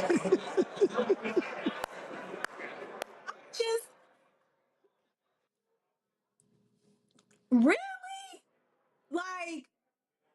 Forget global warming, forget climate change. The people coming in and migrating into a country that is non-white is running down the damn country. Are you fucking kidding me? If we're being really for real here, and if they really want the truth, some of the dirtiest people to me are them. They don't bath. They don't wash their damn hair. They don't wash their damn hands when they go in the damn bathroom, which is very disgusting. They don't know how to fucking clean. That's why they hire people to come clean for them, because they go out and they fuck everything up. They are known as the fuck ups. If it was not for immigrants, they would perish. So for him to sit in his white privilege to try to reduce and say immigrants are and cultures are the reason that a country is dirty, sir, I'm looking at a piece of dirt right in front of me talk about other people being dirty. These white people have the fucking audacity. I would not eat from a closed can if it came from them without fucking inspecting it, because they don't have proper fucking hygiene for one. But you want to talk about other people, other immigrants, and people from other cultures? Oh, hell no. Cameron? I'm not sure. I don't know how to follow that. But when I saw that, it just is remarkable that these kind of conversations, and Tucker Carlson is just saying that like right into a mic. I was like, does he realize the cameras are on?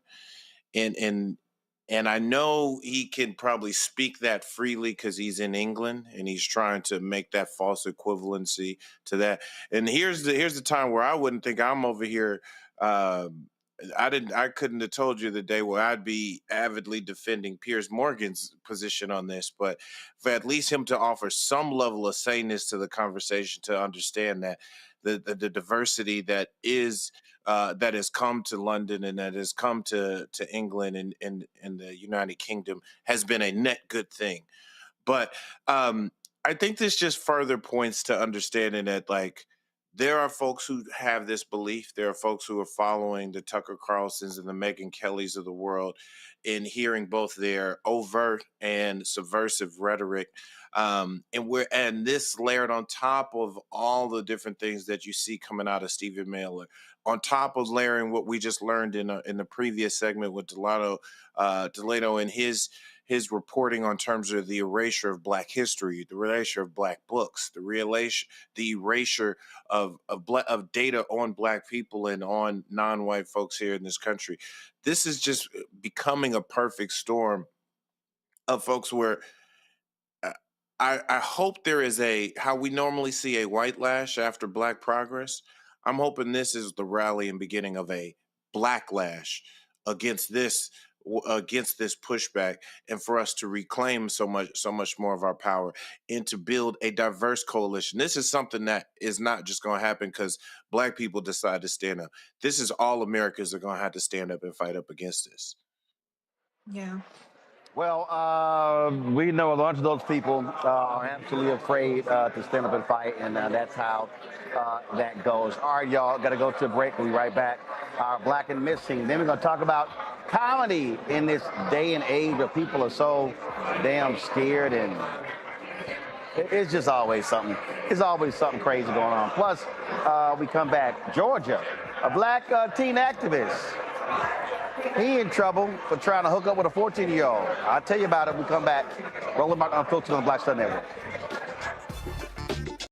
This week on the other side of change. Book bans, anti-intellectualism, and Trump's continued war on wisdom. This is a coordinated backlash to progress. At the end of the day, conservatives realized that they couldn't win a debate on facts. They started using our language against us, right? Remember when we were all woke and the woke movement and all that kind of stuff?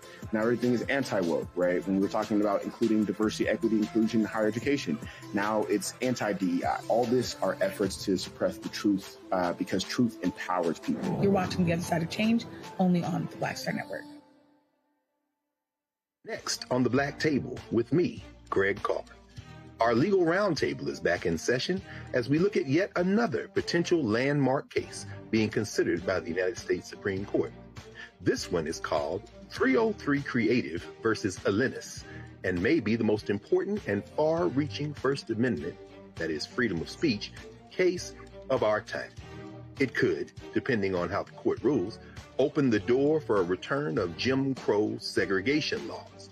It's true. If you say we can discriminate against one, you're saying we can discriminate against all. That's on the next Black Table. Don't miss it. Right here on the Black Star Network. Hey, this is Motown recording artist Kim. You are watching Roland Martin Unfiltered. That boy, he always unfiltered though. I ain't never known him to be filtered. Is there another way to experience Roland Martin than to be unfiltered? Of course he's unfiltered. Would you expect anything less? Watch what happens next.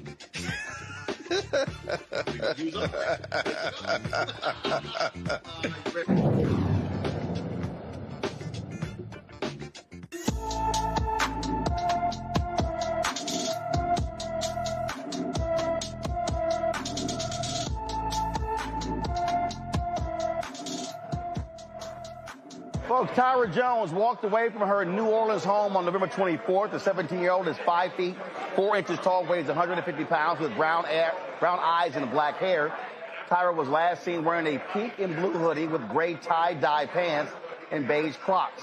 Anyone with information about Tyra Jones is urged to call the New Orleans 6th District detectives at 504-658-6060, 504-658-6060. Well, folks, in Georgia, a black activist has stepped down as the assistant secretary of the Georgia Republican Party. On Sunday, Chairman Josh McCoon announced that Jaquan Stembridge's resignation on social media. Now, McCoon didn't provide a reason for Stembridge's departure, but stated that the party would promptly work to fill the vacant position. He gave no explanation for Stembridge's resignation, but he was recently involved in a child sex predator sting operation where he allegedly attempted to hook up with a 14-year-old boy in Athens.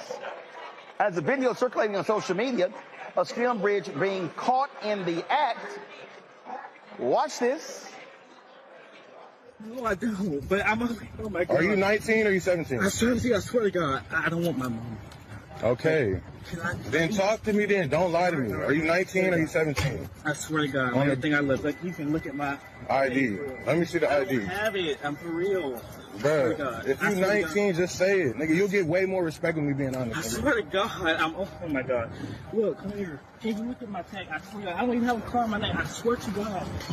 I swear to God.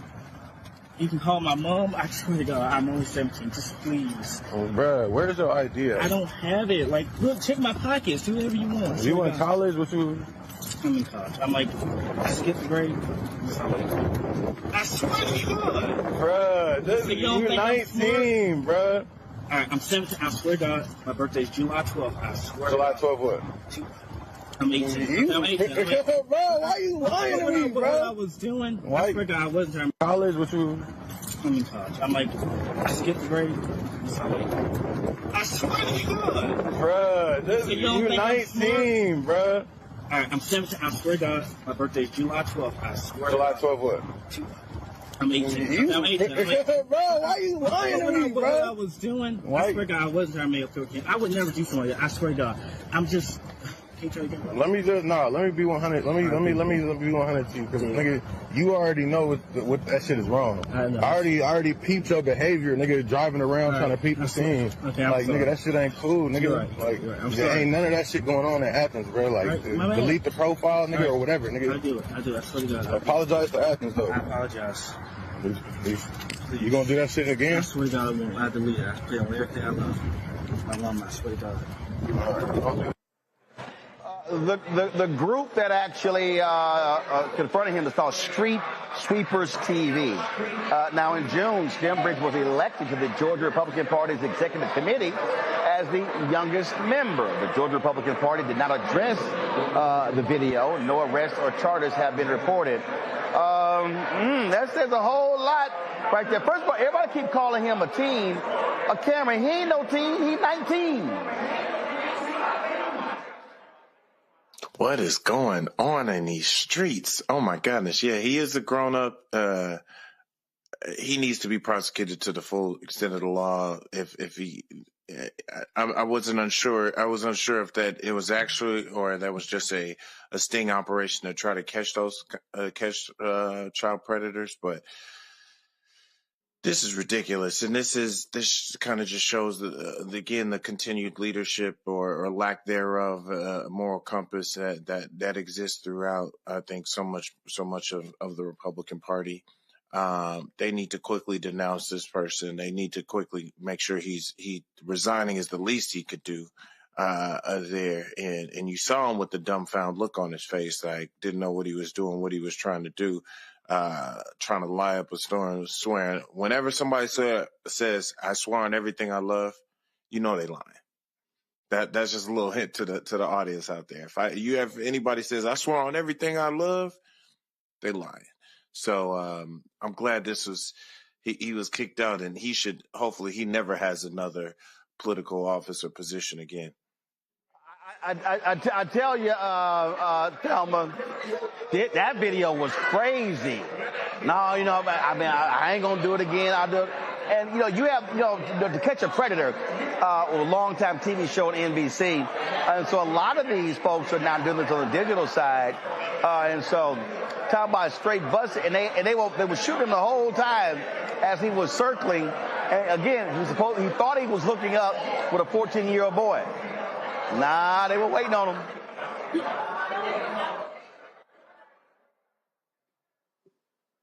Listen, as a former prosecutor, this kind of case is a case that you want to have.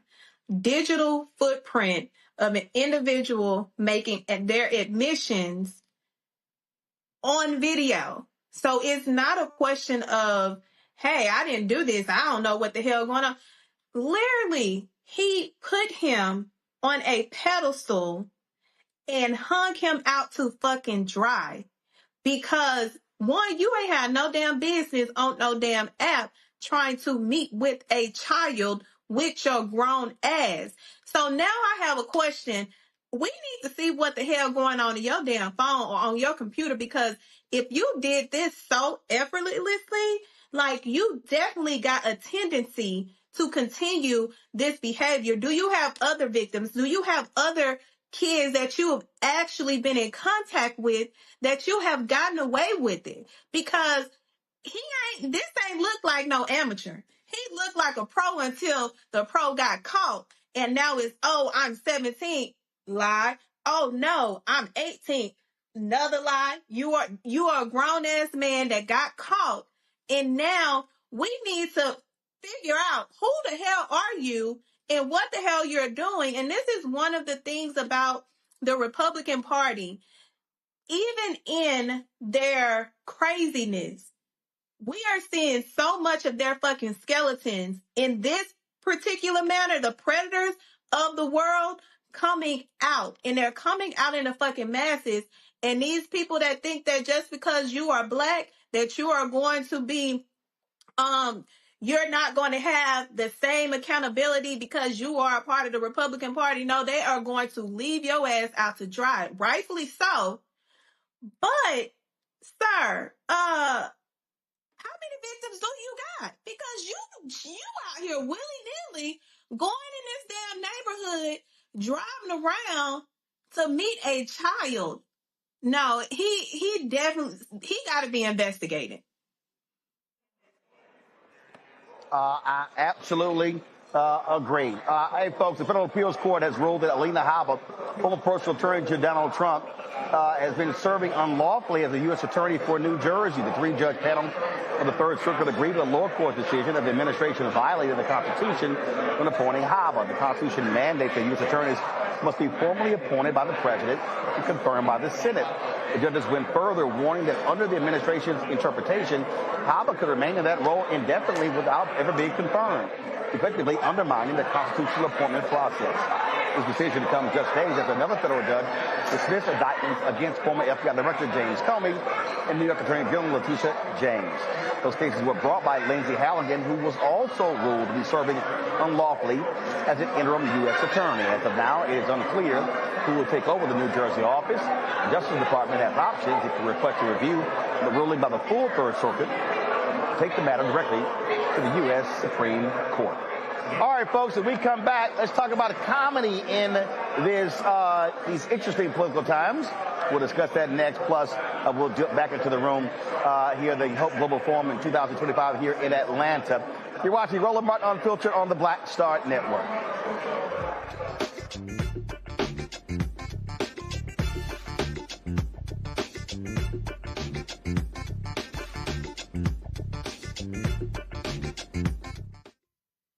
Are you ready for the holidays? This week on A Balanced Life with Dr. Jackie, we're talking about all things anxiety and the holidays, whether it's performance anxiety, presence versus presence, making certain that everybody in your space understands the boundaries and how to respect your home. This week, we're talking about those things that will allow you to have a peaceful holiday season. It really is not about perfection. It's really about the house feeling warm and cozy and peaceful. You don't have to like everybody, but what you can do is be cordial in those environments. That's all this week on A Balanced Life with Dr. Jackie here on Black Star Network. How you doing? My name is Mark Curry, and you're watching Roland Martin Unfiltered. Deep into it, like pasteurized milk without the 2%. We getting deep. You want to turn that shit off? We're doing an interview, motherfucker.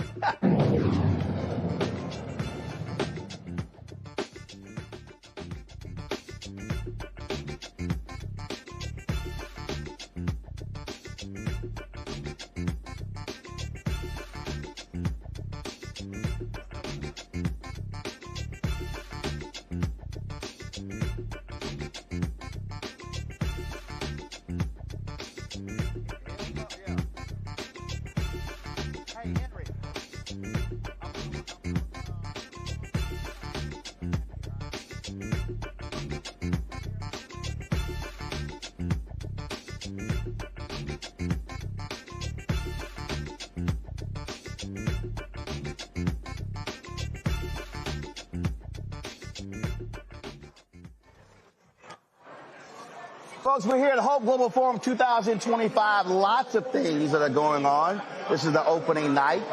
Let's go live into the main ballroom. Let's hear what they're saying on the main stage. And that is what this is all about. It really is.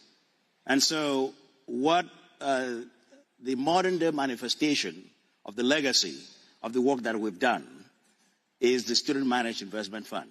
The students will call it SMIF. And the Student Managed Investment Fund, the university this past year invested $1 million to allow us to actually invest real money. These students have been doing a phenomenal job. Dean, I don't think they heard you. How much was the investment that Clark Atlanta University made? $1 million. Walking the talk. Yes. So the university entrusted us with $1 million. And we have entrusted our students with actually investing these funds. To date, they have surpassed the markets. They will tell you their story accordingly. So this ties into one of our key areas of uplift, which is, again, the uplifting of communities. Every day, our students like Camara and Cheyenne live this. And this is why we are here to have a conversation with you and tell you what incredible work these young people are doing. Awesome, awesome. All right, Camara. So why don't you first share with the audience what interests you to be a part of the Student Investment Fund, and what impact has it had on your life being a part of the program? Yeah, absolutely. So, the first thing that I want to point out, of course, that this fund is $1 million, and it's $1 million real dollars. It's the first of its kind within the Atlanta University Center, so the conglomerate of schools of Clark Atlanta University. All right, folks, we have a separate live stream going of what's happening there. We're going to be restreaming the whole conversation on the main stage as well. But let's talk comedy. So y'all know I love comedy. And so we're living in a whole different age now.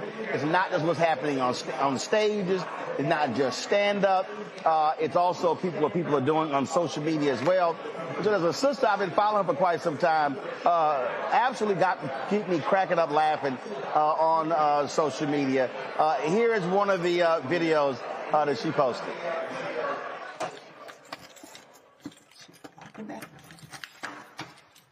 Woo. Baby, this Airbnb or something? Where you got me at? No, that's not an Airbnb, baby. This is one of my condos I own. For real? Yeah, I bought it for me to have something to sleep at when I come in the city. Really? Yeah, but this your place now. Mine? Yeah, this for you and the baby. For real? I told you I was going to take care of you, baby. I thought you were just talking, because you know so many folk be talking, baby. No, I'll set you up. You got the aquarium right there, Centennial Park, the stadium. It's the stadium? The stadium right there, yeah. I got you, baby. I got you. Got your bro bag. What's in your bro bag? Oh, just little mail stuff I need, like, you know what I mean? ball wipes and stuff like that. You know what I mean? Keep you fresh. You know what I mean? Almost sound like a whole bag, but okay. No. Oh, wait, why you saying stuff like that? I'm just talking crap. I'm just messing with you, but you know what I'm saying? Man, you know, I'm gonna take care of you. Come on over here. Let me how you sit down. Hey. Come on, get comfortable. Okay, comfortable. I told you I was gonna take care of you and this baby. I'm a real woman. I'm a real woman. Yeah, I step up and take care of my responsibilities. I ain't gonna lie. I don't run from my responsibilities. Okay. I take care of that. You know what I'm saying? Because you kind of Just talking up car. night. You know what I'm saying? It's a secure building. Yeah. Secure parking deck. For me and my kids. Yeah, can't nobody even get on the elevator without going to the concierge. Okay. For you and our kid. This our baby. Oh, yeah, you're right. This our baby. Right, you know what I'm saying? So good school, if it's a private girl, school? Woodward. Woodward. That's over $30,000 a year right there. I got you. You not playing. You coming strong with it. I already got the baby. Listen, I already got the baby on the waiting list of creme de la creme. Okay. Yeah, so. All right, folks, we're joined here by Janae Summers. What's happening? Hey, how you doing? So let's talk. Let's talk about how comedy has changed. And the point I'm making. So you look at how social media is now being used. You talk about these skits. Country Wayne has been doing crazy as well. And so people are now looking at comedy just totally different. And there are a lot of folks who are not doing the traditional route, not doing stand-up, not doing comedy clubs, who have really built up significant following on social. Yes, it's really just that simple. And I'm actually on the Country Wayne skits. And he found me on social media. The guy that you see on there is a good friend of mine. His screen name is Scam Likely. So I started doing skits with him.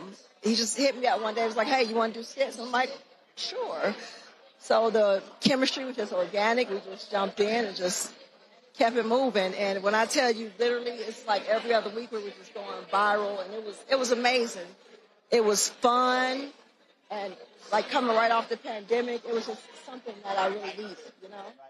Well, and the thing that, again, I think what makes it so different, if you look at also what's happening now on the drama side, so with Isaac Hayes III on the fan base, how micro dramas have blown up. So the bottom line is, you take an hour comedy special, but the ability to be able to say, okay, I'm going to knock out this 2-minute, 3-minute video. That was like a part 4, so that meant there were 3 other parts to it. And so it allows for you to do more. And again, the public ain't all concerned about, look, we got 5, 6 cameras here. It's not all about that. It's really just, hey, that one camera, and what can make me fun, what can make me laugh in this moment. Just hold my phone. There you go. Now, what we've learned is that people just like realness. They like something that they can just relate to. So literally, we just get there. We might have just a light idea, and it just grows. And just with our personalities, we just improv and just go. And you're right. And it creates a lot of attention. Like my boy, you see, it took him in a whole nother direction. He's Space God, the alien. I don't know if you saw that on social media. But it's a great way to get your craft out there and to get noticed without having to go through all the extra stuff and all the BS that you go through. The thing for me is, and obviously I feel this way because of this show as well, is I ain't got to ask nobody. And so if you can shoot something, if the public like it, they reshare it, they repost it, and they're commenting on it, and then you go from there. And that to me is what I love. You're removing the gatekeepers. Yes, because the gatekeepers are honestly unnecessary filters. They don't really know what the public wants to see. It's like you say, you just put it out there and they tell you what they like. And honestly, they like the stuff that the gatekeepers really don't like. Right. You know, so it's fun. And it's just... And the flip side is the public will tell you what they don't like. Yes, they definitely will. They're not ashamed. They're not afraid or shy. They will tell you exactly what they don't like. They don't care about hurting your feelings. So when I first came into this, I learned real quick that you got to have thick skin because they will eat you alive on here. But it's all fun still. Now, when did your comedy journey start? It started about almost 3 years ago. I was actually just at a point in my life where the relationship I was in was ending, and I just needed something different. And I just sat and I just meditated, and I just let the universe guide me, and this is where I ended up. Literally, right? Now, what were you doing before? I was working in medical supply. Just off-the-shelf aesthetics, shoulder brace, knee brace, back brace, just working in medical supply and only doing that part-time. I was really mainly a stay-at-home mom. That's it, basically. And then how did this start? Like, what was the spark? Like I said, the relationship ended, and then one day I just did a lip sync video, and it was a sound. I was like, I'm gonna do a video to it, and I got up and I did the video, and I didn't like it, so I was like, you know what? I'm gonna learn the words. So I was doing what the young girls do, say every other word, and it just looked so stupid. And so I was like, I'm gonna learn the words, and so I learned the word, and it felt like therapy. And so I started doing lip sync videos, and that's how my page took off, and I just started growing like 2,000 followers a day. And then I met my boy who you saw me on screen with, and I started doing skits with him. Mm-hmm. And then more people called me to do skits. Like I said, ended up on the Country Wayne skits. I have a couple of movies that I'm supposed to be in. So it's just been just taking. Well, and that to me, I think is a perfect example. We talk about how something organic can take off, and the public says, we like her. We think she's funny. And so it's not some manager, it's not some exec, it's not somebody else. It's them saying it. And so the validation is coming from the audience. Yes, definitely. It's definitely coming from the audience. Even with the Country Wayne skits, I haven't been on those in a while, but they will still come to my page and want to know when I'm going to be back on it. They'll go on his page asking when am I going to come back. So they definitely let you know what it is that they want to see. It's not that Hollywood red tape. Like I can always go back to Tyler Perry. Like when he first wanted to do his show, they were trying to tell him how to do his show. He was like, no, I'm going to do it how I want to do it on my terms. People forget, he had a development deal with ABC. Mm-hmm. This is before the TBS shows. And they were sending him notes. And they literally were sending him notes saying, hey, can you pull back on all the Jesus if you think it's too much faith talk? And he bounced. Yeah. He was like, yo, I like, you tell him that. So he bounced. Because he's an actual creator. He's a producer. He's not just an actor. He creates his own craft. You can't tell somebody how to do their craft. You just can't. Not somebody at that level. He knew what level he was going to. Right. So I admire him for knowing where he was going. You know? I saw a interview the other day, and the interview talked about how if you have 30 to 50,000 core followers, how you can build your career and really build a sustainable business model off of that. And so for you, how are you approaching that? Are you looking at this as Janae Inc. and now how do I now take this core? I'm going to use Country Wayne as an example. He was told, oh, you can't sell out venues. You're going to need a headliner to book it. But he built his following on social and was selling out his own venues and then funded his own movie. And that was all because he cultivated his following. Yes. And you're right. You have to cultivate your following. Like I have a good, strong following. They're looking for my next projects. So right now I am in the process of basically just trying to figure out how to move forward in a way that it works for me and it works for them, because I don't want to isolate my core following. I'm trying to pivot. They got so used to the lip sync. They love the lip sync, but it's like I'm not going to say I'm over it. I'll still do it here and there for those who want it. It just called going next level. That's all. Yeah. So that I'm working on the next level, and right now I'm just first guide me and just trying to figure out the proper way to go. So I'm still honestly trying to figure that part out and just go about it the right way, because I had too much other unnecessary experiences. So I just said, let me pull back and let the universe guide me, because, you know, when you got other people in it, they want to try to direct you and tell you what you should do, what you can't do, and what you need to do, and what they want you to do. And I don't, you know. Yeah, I don't know that feeling. Yeah, I don't know that feeling. I mean, and again, I think what people have to understand, again, the age that we're now living in terms of your ability to be able to control you and do what you want to do. And when you know that it's the right thing, when you know, then you say, you know what, I'm moving forward. I'm not sweating y'all. I ain't worried about y'all. That to me, I think, is how people have to be approaching this. And what social now does, this is the first time really where creatives have a direct relationship with their fan base. So there are no middlemen, nobody's getting in the way. This is not where, well, if they wrote letters, if they call, no. You can go directly to them, sell directly to them, drive your product. My man Ali Sadiq, where he said, fine, y'all don't want to give me a comedy special, Netflix, I'm going to fund my own, put it on YouTube, and then build it from there. Exactly. Now, I am working on writing my own movie, so I do plan on putting a movie on Tubi at some point. Put it on what? Tubi. Okay. Yes, so I am working on that. I'm working on the script on that right now. But there's some other platforms other than Tubi. So again... No, there are other platforms. But right now, that's the first goal. It's the whole... I just think that where we are now, it is completely... It's completely changed the game for creators.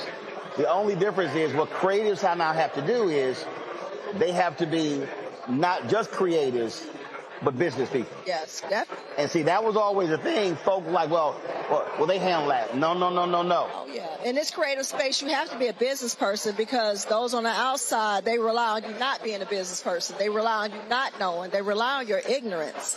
And I've experienced that a lot with people. They want you to not know. Right.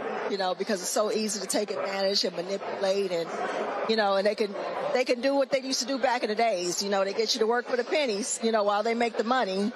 But you just gotta know who you are and you gotta know your business. Now, see, Thelma, you know this. So I first saw you with your videos that you were posting on social, and the same thing. Just share with the audience. When did you make the decision to say, "Hey, I'm gonna do my breakdowns my own way, my own creative way"? Well, with the skits. Oh, 1 second. I'm tossing the Thelma. I want to. Out of nowhere, really, because the one thing that I had to learn is how to navigate as a lawyer through this space, because oftentimes we are afraid to come out in the public and actually talk about our experiences and educate people, because that's just the norm of this profession. So literally this summer, when I was having a conversation with Isaac was like, right now is the time for us to be utilizing our platforms, our voices, to spread necessary messages that resonate with our people. And if we don't do that, then we are doing a disservice. So the fact that I have the ability to articulate and relate to my audience is how I became more comfortable with saying, you know what, fuck the status quo. Right now is the time, because my people need to hear the information that I need to share with them so that they can be educated, so that they can be aware, so that they can go out and navigate in this new space that we're dealing with in this time. Because if we don't do it, then we're going to continue to fall behind the line instead of being ahead of the line. Cameron, I'll ask you, same thing. I mean, obviously, you're not doing comedy, but the point is the ability to be able to communicate directly with the audience. And again, this puts more of the control in the hands of the creative. It does. I mean, my entire career has been built on supporting and working with creatives across the industry. And shouts out to your guests, and I've seen some of her skits. My biggest encouragement to her is realizing that you've got to cultivate that audience, but also you need to pull them off of the platforms and make sure they're diversified across platforms, and you have that information to connect to them directly. Because I think the next step in business and the next step in this entire creative economy is that direct connection to your fans, to your community, outside of any one platform. So if Meta decides to shadow ban you, or your TikTok algorithms aren't popping that day, you still have a way to email, text, communicate, see live.